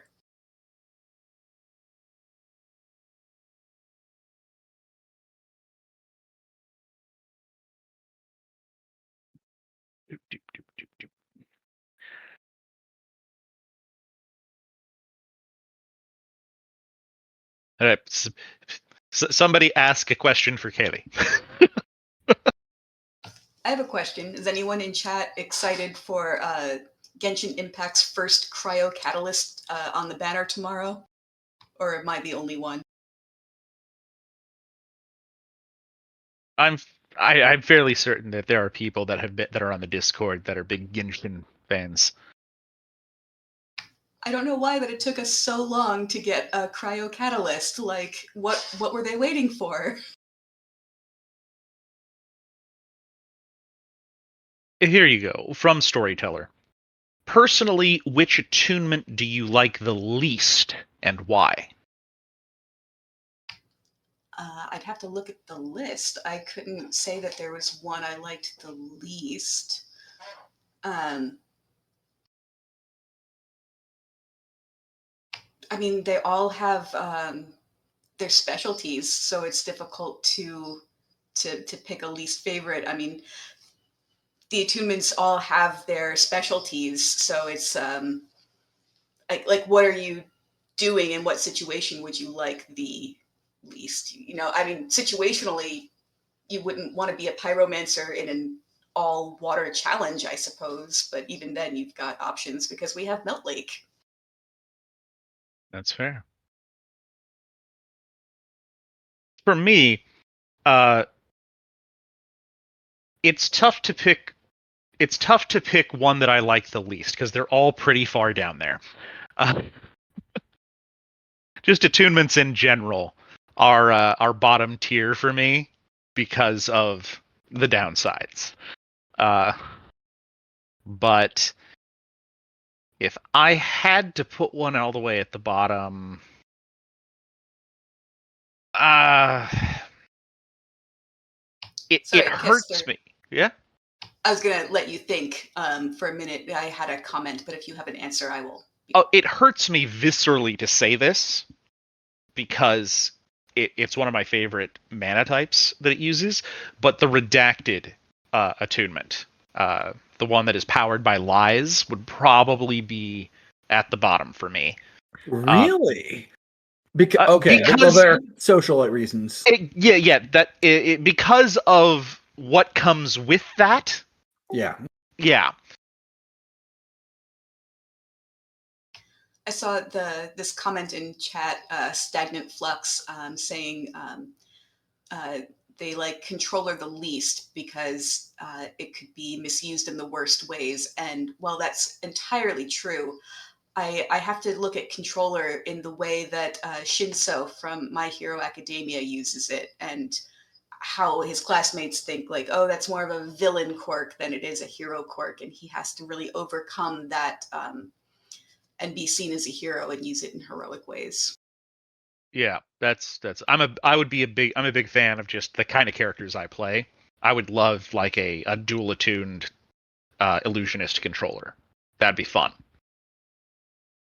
All right, we'll bounce up here since Andrew responded.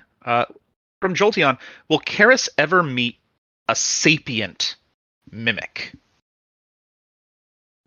Oh, I hope not. But there was one in one of my tabletop games, and we'll see if that actually ends up panning out that way in the books. But yes, I've done them before. In Storyteller, as a follow up to that question, would Karis kill said sapient mimic? No. Okay. In fact, Reika adopted it, but we'll see if that actually ends up panning out that way in books. Probably not, but we'll see. From Target Star, how would a Sentinel attunement mark? How would a Sentinel attuned make use of a leg mark attunement? This is a little too specific for right now. I don't have all of my my attunement functions stuff pulled up in front of me because I'm too busy researching eye colors. So I'll just throw out there the biggest one would be a whole lot of combat control using combat maneuvers that shift the landscape around them during combats, as well as using sentinel functions in order to numb themselves, in order to sort of turn themselves into an unfeeling combatant, in order to shrug off most blows that would take other people out. That's good. You can also have them doing beneficial touch-based things on party members for like clearing negative effects. That is true. I typically tend to assume that questions are about like how would it get used in combat, but Well, buffs are useful too, though. That's fair, and that's I fair. absolutely could see a buff bot sentinel with a leg mark. from Leylon, how well would Theron and Neve get along? Oh, famously, they'd get along great. I think Neve would possibly get adopted. From It sounds like a fun friendship. This sounds like a violent friendship. Um, from Diagon 98 for Andrew, can we get a book about Professor Vellum? She's one of my favorite characters, and I want more of her. Sorry, I'm still reading Crystal Awakening, so I don't have any questions about it yet. I don't know. There's a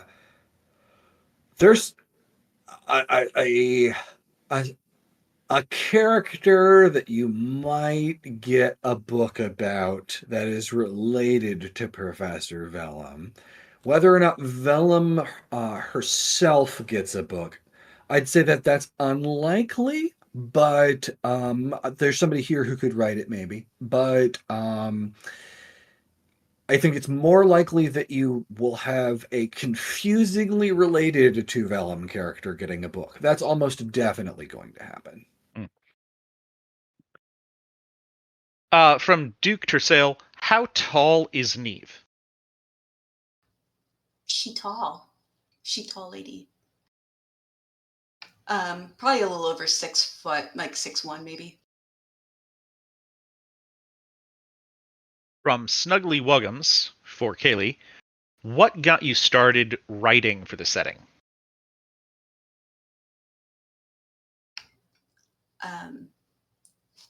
I got the offer and kind of did a whole lot of brainstorming, just kind of figuring out what I wanted to see more of, what I would enjoy writing, and just kind of going back and forth with Andrew on different ideas. If there's a more specific answer I can give on that, let me know. From Leylon for Kaylee, how do you feel about giving characters abilities that are linked to a past trauma? I guess I haven't put too much thought into that. I'm sorry, I don't really have an answer. Yeah, there's definitely some series that play off of that kind of thing. You can get a lot of that in Chinese cultivation novels with Tao Revelations and things like that. In Western media, you see that in things like the Stormlight archives. There's a lot of power-ups in Stormlight and power sets specifically and directly related to people's trauma. I think it's a valid approach, but it's not how I tend to approach things. It's also with this particular magic system, between the different styles of sorcery, a past trauma is going to probably more be something that guides you towards certain things rather than getting powers linked to it. Except maybe, I don't know, it could spirit arts, maybe, depending on like what the trauma is. Yeah, spirit arts are probably the most likely candidate for having a power set that is linked to a trauma.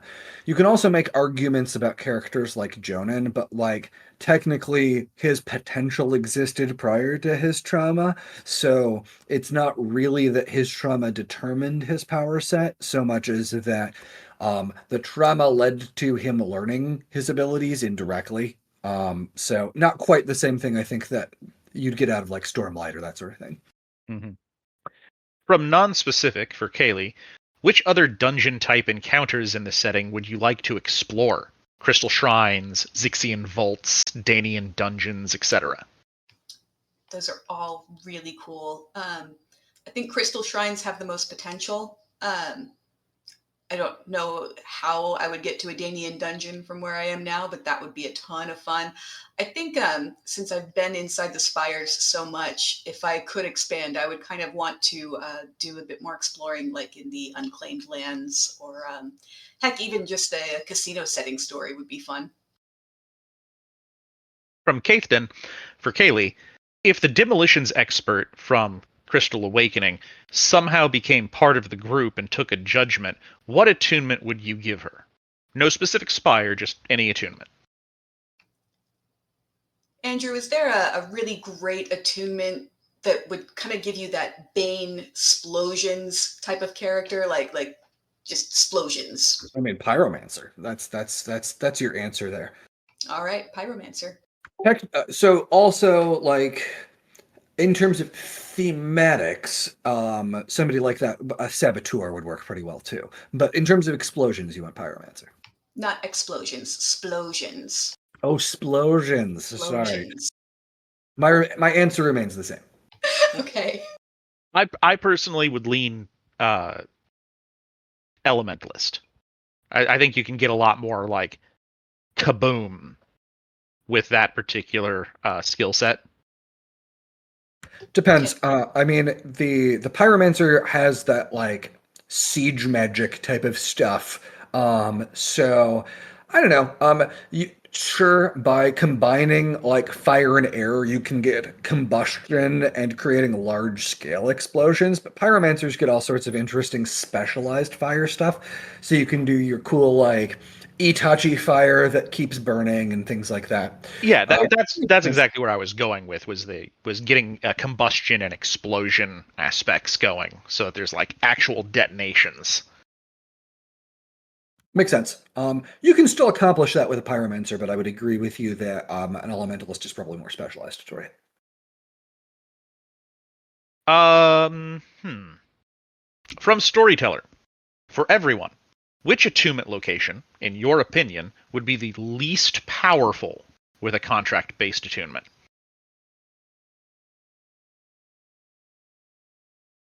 It's contextual because it depends on which specific contract attunement we're talking about. Like a leg-marked summoner is probably suboptimal, but a leg-marked soulblade isn't suboptimal. So it really depends. You can also choose your contract to supplement. So, say you have a mind mark, you can choose more knowledge or memory-based contracts, couldn't you? Oh yeah, absolutely. Or other self-buffing types things or healing or that sort of stuff. So yeah, I'd say that there's going to be options for it, regardless of which location you've got, but some specific attunements pair better with some locations than others. And there's also for the people who are unaware listening, it is extremely common for people who are really getting into using their attunement to learn how to push their mana through their different star veins and learn how to use other casting styles than what they were 100%. given. Absolutely true. Which I think was sort of vaguely called out in Arcane Ascension for the Sarah's learning hand casting, I believe. Yeah, and Corin was already learning that stuff in AA1. Yeah. So it absolutely it's something that they definitely practice from the start in certain cases. But it definitely gets talked about more in AA4. From non-specific for Kaylee, if you have read Edge of the Woods, what sort of destiny marks would you give some of your characters? Do you know, that is a wonderful question. And I think what I'd really like to do is write that down and come back with something a little more intelligent than I did read Edge of the Woods, but it was a while ago, and I think I'd like to review it before I answer that. So let me note this one down and get back to it another time if that's okay. Yeah, makes sense. Destiny marks are complicated. I probably wouldn't even be able to tell you that for like my own characters without sitting down and thinking about it. When I got a similar Q&A question through text, it actually took me some time to sit there and like work on that. From Duke Tersail, if Neve had a pet dinosaur, what would she choose? She'd want something she could spar with, something that could take a couple of good hits. What's the plated one? Is there a plated one with like a spiky tail or a mace tail? That's the one. Ankylosaurus? Gesundheit.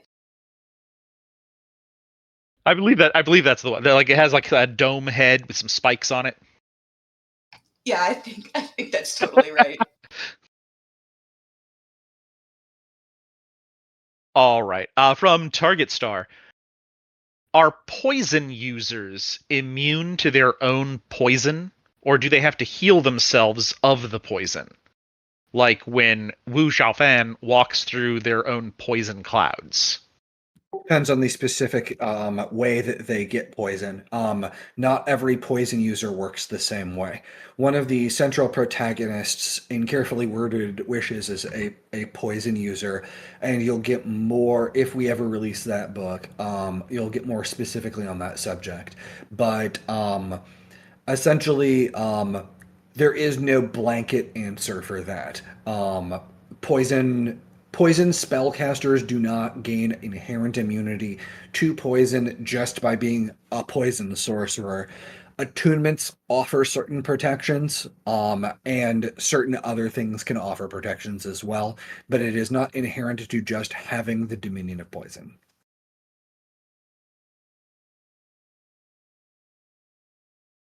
From Snuggly Wuggums, to clarify a previous question for Kaylee, was the Vinaya verse something that you were previously interested in? You say you got approached for writing it, but I was curious if there was a previous exposure that led you to seeking it out, or was it purely happenstance?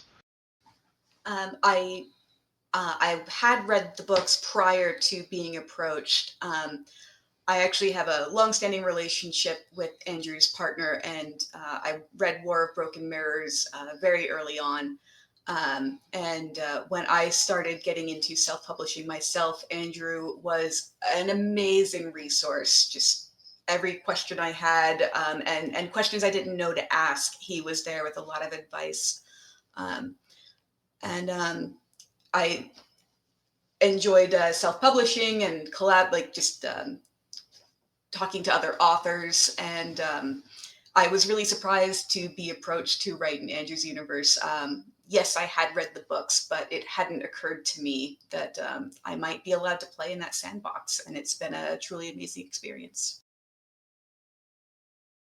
From Eldurian, is there any plan for making a tabletop RPG rulebook? I'd love to play in the universe with my friends, and I have an idea for a story that I'd like to write in this universe, and it would be awesome to play through parts of the story. Yeah, I have a tabletop game. It's not functional enough to release it to the public yet, but there is a standalone tabletop game that I will probably release to the public at some point in the future.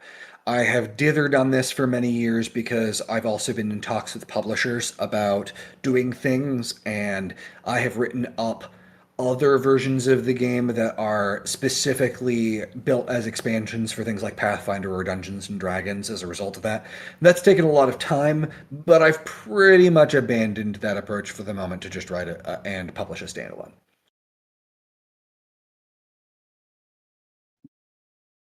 From Legendary Shorty, what is the unit of measurement in the world, and what is it called?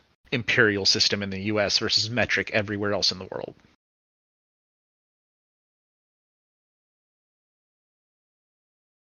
I hand wave some of that stuff because Velthrin isn't really English, and the associations that we have are always going to be twisted as a result of that.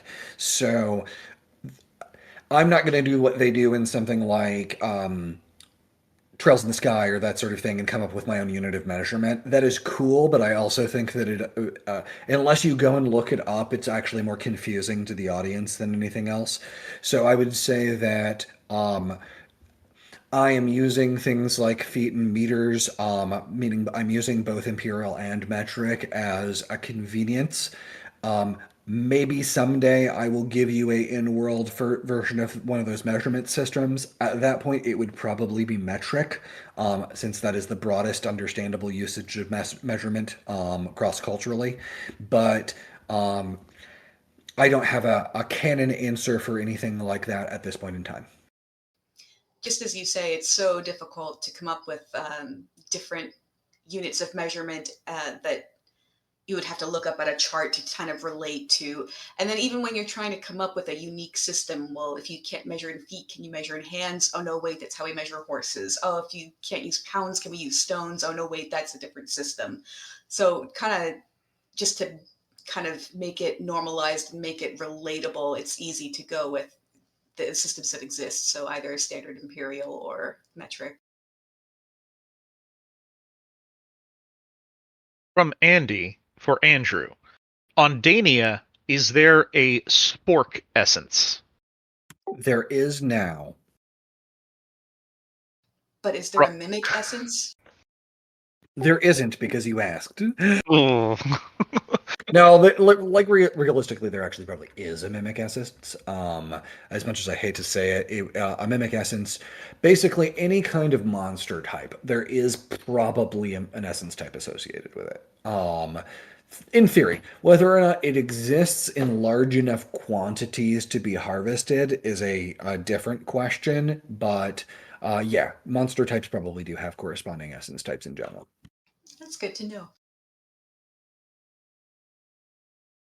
From Snuggly Wifeums, for everyone, how much overlap is there between what you like to write and what you like to read? Are there genres and tropes you like to read but don't like writing?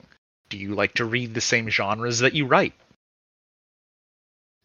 I mean, one of the reasons I started writing was because I wanted to write the book I wanted to read. So I think for my independent novels, there's a huge overlap. Some genres and tropes I like to read but not write are like the highly political ones. So the the Baru Cormorant series. What is that? The Trader Baru Cormorant. Oh I yeah, really love good, but those I would books. not write that. No, I could never write something that complex, but it is so good to read. And then, yes, I also do really like to read the same genres that I write. I'm pretty much on the same page. In general, I write what I'm interested in, but there are definitely things where I branch out into reading things that I wouldn't write. Things like Trader Barracuda is a really good example of that, or anything that's really grim dark in general. I still read a fair bit of dark fiction, like Trader Barrow is a great example of that, or Joe Abercrombie's books, or things like that. I would not write something like that. It's definitely not my interest to write that type of fiction. I also read bits of sci-fi. I probably won't ever write a classic sci-fi story. I mean, okay, Death Game QA is technically a sci-fi story, but that's still in more in the lit RPG range, that sort of thing. I probably won't ever write a space opera or a mecha story or that sort of thing. But I do read them. I'm 50-50 on if I'll ever write anything with superheroes. I write things that are superhero adjacent, but I don't know if I'll ever write like a straight up superhero story. From Storyteller, for everyone, in your opinion, how delicately are the characters of any series hanging in the balance? Is that like Any of your books for series? reading or our series? Yeah. I mean, all of my characters are in the balance. They all dangle by a spider's thread. Interesting choice of words there. I suppose if you want an answer from my side, I have a pretty good idea of who I'm killing off in advance. From non-specific, for Andrew, not all attunements are made equal, with Summoner being top tier, for example. Do you feel like this holds true for the Dominions? Dominions are pretty well balanced. It's just that some of them are, at least in my opinion, some of them are much more specialized for certain purposes than others. Some of them have a really strong general utility. Like, there are certain dominions that I feel like would be infinitely more useful to your average person on a daily basis than others. But some of the more hyper specialized ones are really, really good if you happen to be in the specific circumstances that require it. So, yeah, different applications. From Storyteller, for everyone, if you had to pick a new god beast and a new spire location, what animal would it be and where would the new spire go? So, I mean, how many of these spires and god beasts can I make? Because there just won't be room for humans. Um, this is just a fun one for me. Like I'm going to like, oh, octopus, because all the arms and they do camouflage and ink, and you got so many places you can go with that. And then something weird would be like a platypus god beast, because a mammal that has venom, what? And it's just a very weird and amazing creature.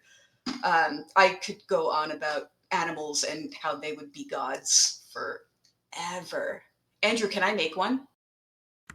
We'll discuss it. Okay. Uh, Andrew, new god beast and spire location, go. I think that if I was going to do that, I would have to get rid of one of the existing spires because of certain elements in order to make that fit. So that is a difficult question because I like my existing spire setup. So, hmm. There are some other mythological creatures that I think would be fun to do more with. Most of those I'm already addressing in other areas. For example, on Dania, we're going to see Kitsune and Tengu. So I don't really feel the need to do spires for them because I've already got Kitsune and Tengu handled elsewhere. In terms of mythological creatures that are on a similar scale to the existing god beasts, it's tricky. Four of them are based on the four symbols, and then we've got Orochi and we've got Arachne. Um, I suppose you could add something like Typhon to the mix, but that's not a specific like animal type or that sort of thing. Um, I think Typhon would be a good answer if I was going to do something like that, but that would still probably be more appropriate elsewhere. Can I make spires in like a deep sea trench and just do like a marine animal, marine god theme? I think I could do really well there. We'll discuss it. Okay. There's a place where that might work, but that's a secret. So Ooh, I didn't know this. Uh, as a follow-up, what would the visage of said spire be the visage of? Salt water, marine, deep sea trenches, darkness, pressure. really good answers. The I'm not going to tell you what my corresponding visage to Typhon would be, but it's a really good question. I can't tell you because something relevant to that probably will be happening later.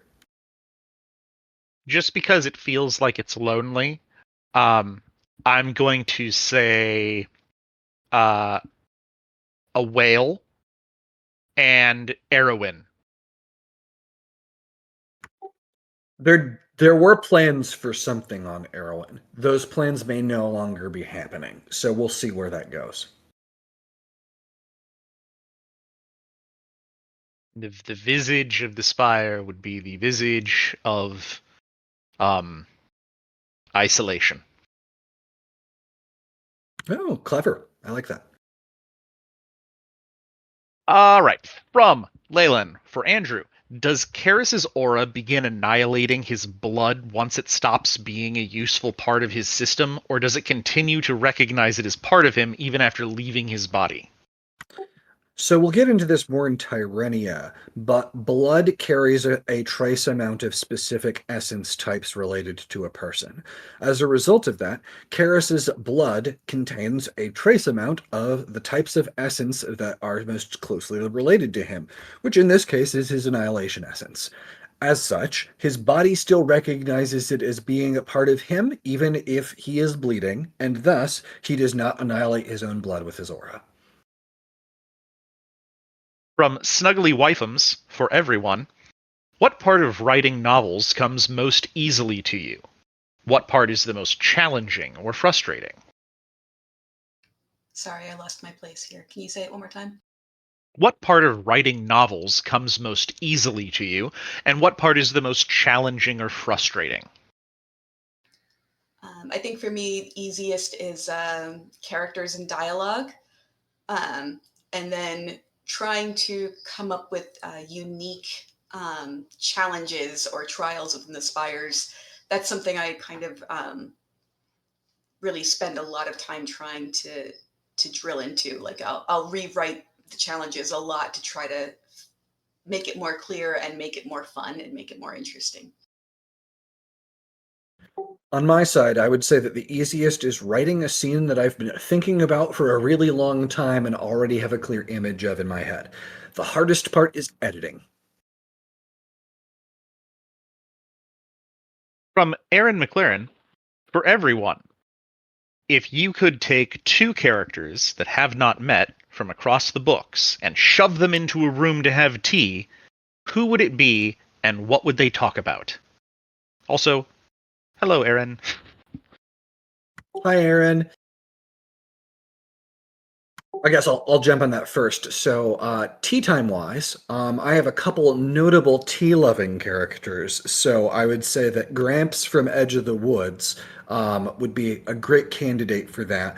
I think Gramps having tea with any of the characters from Crystal Awakening would probably be a life transforming experience for them, and maybe fewer characters would have died in that first book if Gramps had taken the time. I think Emiko would have an amazing tea time with Anna or Anathema from Edge of the Woods. Oh, they would have so much fun. They That would be would. wonderful. That would be a really fun one. Man. Gramps with anyone? Really? Well, we're talking about tea, and Gramps is a tea specialist. But if you want a different answer, people mentioned Neve and Theron. That That would would be be good. phenomenal. I mean, I'm on Team Gramps. Okay, I'm pro Gramps, but even I know what getting any information is like out of that person. but you gotta assume that if Gramps is there with some attuned from Caldwin, there's going to be a reason for that. And probably wouldn't want certain people being murderized, in the book that they're introduced. So might have helped. All right. Else Color, I'm sorry that I keep skipping over your questions, but they're all about the new book. um, from Extradition for Kaylee. I may have missed this answer previously, but how did you pick the attunements for your characters? Did you run them through judgments with Andrew, or mostly go off of vibes? It was pretty big vibes. I kind of picked the ones I thought were really interesting. So I specifically remember picking the Wave Walker attunement and telling Andrew that I wanted to make a character that was cross between Magneto and Kelsier, and that just sounded like such a cool thing to me that I had a lot of fun running with it. So mostly vibes. From Duke Tersail, does Sage have a type? He does, as a matter of fact. He likes them tall with a sharp tongue behind a kind smile.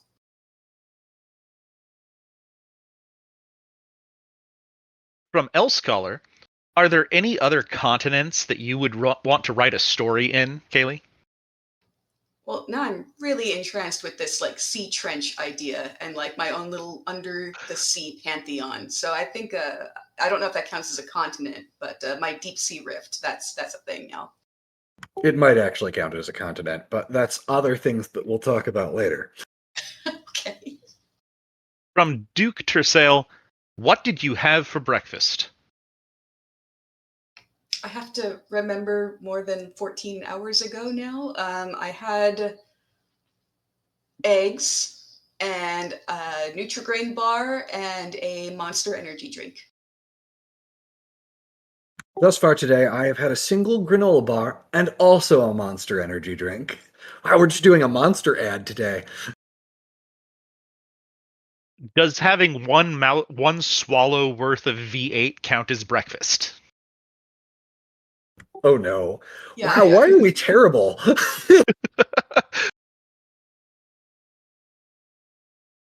All right, from Elscholar, why did Sage not choose to focus on light and death spells more instead of getting a new attunement that's going to start at Quartz? Both would improve his combat prowess.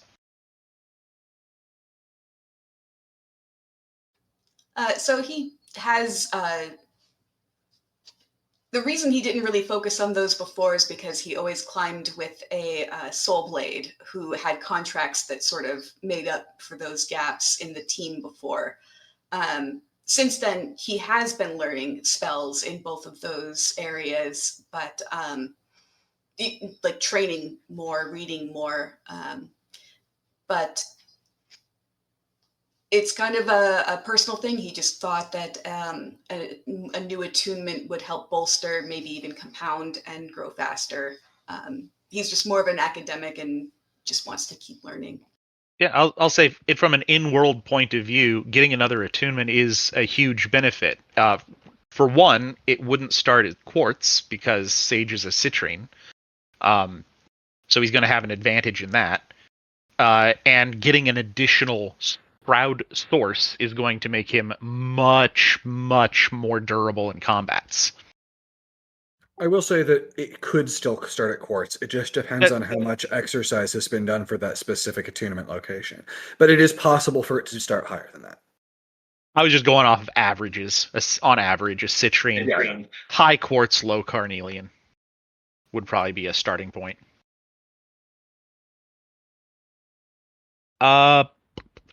From Galahad for Kaylee. Sorry if this has been asked. I'm at work and can't listen in, but is there a small recap at the start of the book to reorient myself, or should I reread the last few chapters of book 1 before jumping in? There is a recap, and I kind of, sorry, Andrew, I stole this from Andrew's other books because I really appreciated the recaps he has at the beginning of his. I know it's sometimes a long wait between books, and just having that little recap really helps. So that's something I wanted to incorporate into this series. Yeah, it's cool too. It's an in-character recap, and I think Kaylee did a great job with it. Side note, love the story, feels nostalgic like dungeoneering in WoW for me. I spent so many years dungeoneering in WoW, so that means a lot. Thank you. From Klaus, is there an analog to Leviathan in Caldwin? There are analogs to Leviathan, yes. I would say that the closest analog to Leviathan isn't on Caldwin. The closest analog to Leviathan in the setting is out in the ocean, but there are definitely water serpents on Caldwin. But yeah, there is a I would say a clearer Leviathan analog that is out in the ocean. From Storyteller, Colored tile puzzles. What's Corin's trauma related to it, if it exists? I think I'm going to leave that to the future to if I ever want to explain that. From Andy. For Andrew, what would Karis do if he found out the towers are giant mimics? Well, the continent of Kaldwin had a nice run. And I think that it's a shame that we lost that continent so quickly, but ultimately it was for the best. From Storyteller, for everyone, which god beast is your least favorite in terms of spire design related to them?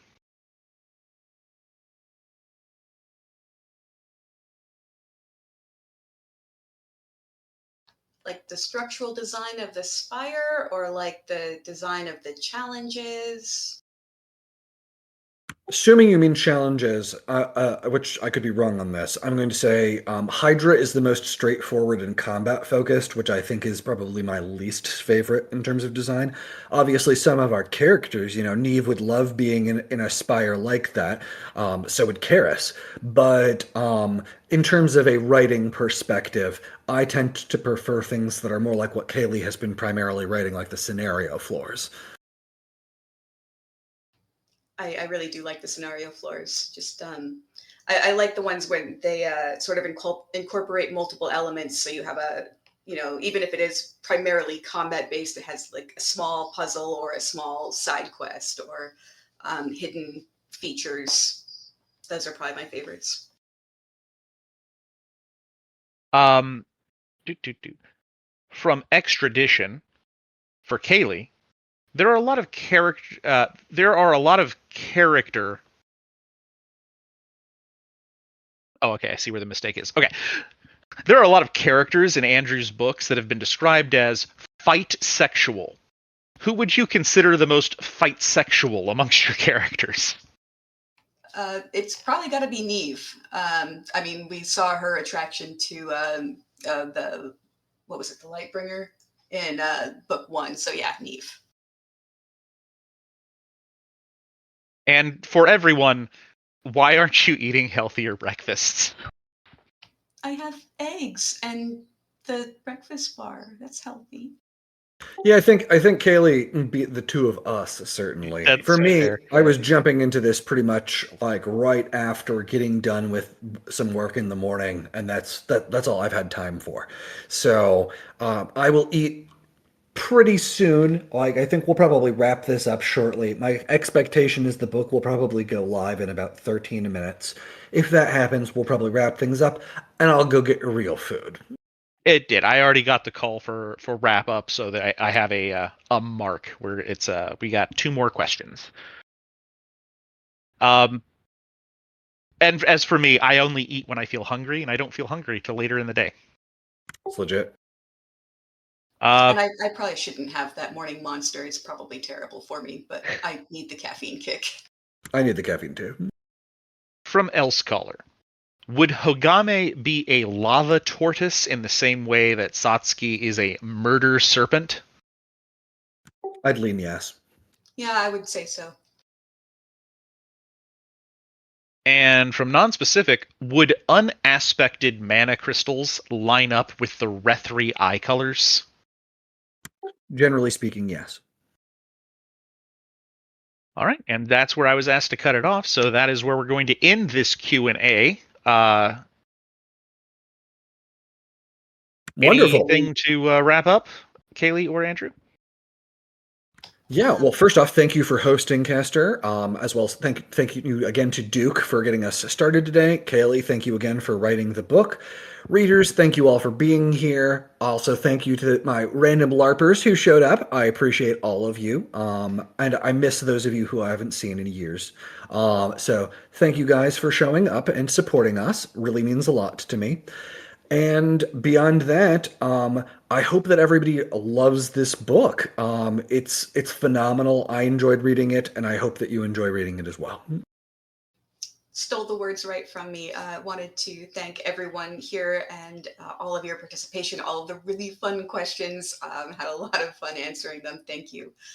Thank you, Kester. Thank you, Riordan. Thank you to all the wonderful mods and to everyone who helped make this Climbers Court supportive and just really wonderful community. And I really hope that you'll enjoy the next book because I had a lot of fun writing it. Oh, and if you do read the book and enjoy it, please do leave a review. Those are very important for self-published writers or small press writers like we are. So please do leave reviews, both Amazon and anywhere else you feel like leaving it. It would be phenomenal. Thank you so much. Yep, we'll be making an announcement and reminding everyone where they can purchase the books. As it's been mentioned, the books are releasing right now in the various formats. And if you guys, everyone in the audience, can just if you want to discuss the books, remember that we do have the spoiler period in effect throughout the server. We recommend talking in the book channels about the book. You can talk in Caldwin, but we heavily recommend spoilering and letting us know where exactly you're talking about in the book. We love seeing the live reactions and the tag all spoilers. And the authors do tend to like to jump in there and just kind of watch everyone's reactions to that, which is quite fun. And yeah, as Andrew said, please leave reviews and let everyone know how you enjoyed the books, and it helps a lot.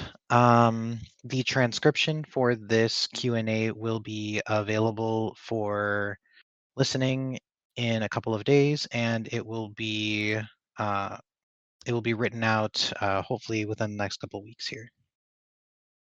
And there we go. It looks like Tabitha actually just posted a link. So anyone who hasn't gone to purchase their copy, go ahead and head to Amazon and purchase your copy. It should also be available in a lot of major retailers, as far as I know, because I think that was the case for the first book. Let's hope so. Thank you, Riordan. I appreciate your help, and thank you everybody else for coming. I hope you have a wonderful rest of the night. Thank you all. I had fun. I love doing this. Hopefully, it's entertaining for everyone listening. And now I get to go and read hundreds of backlogged messages in the live Q&A chat to see what I missed. I also there's a lot of fun stuff in there.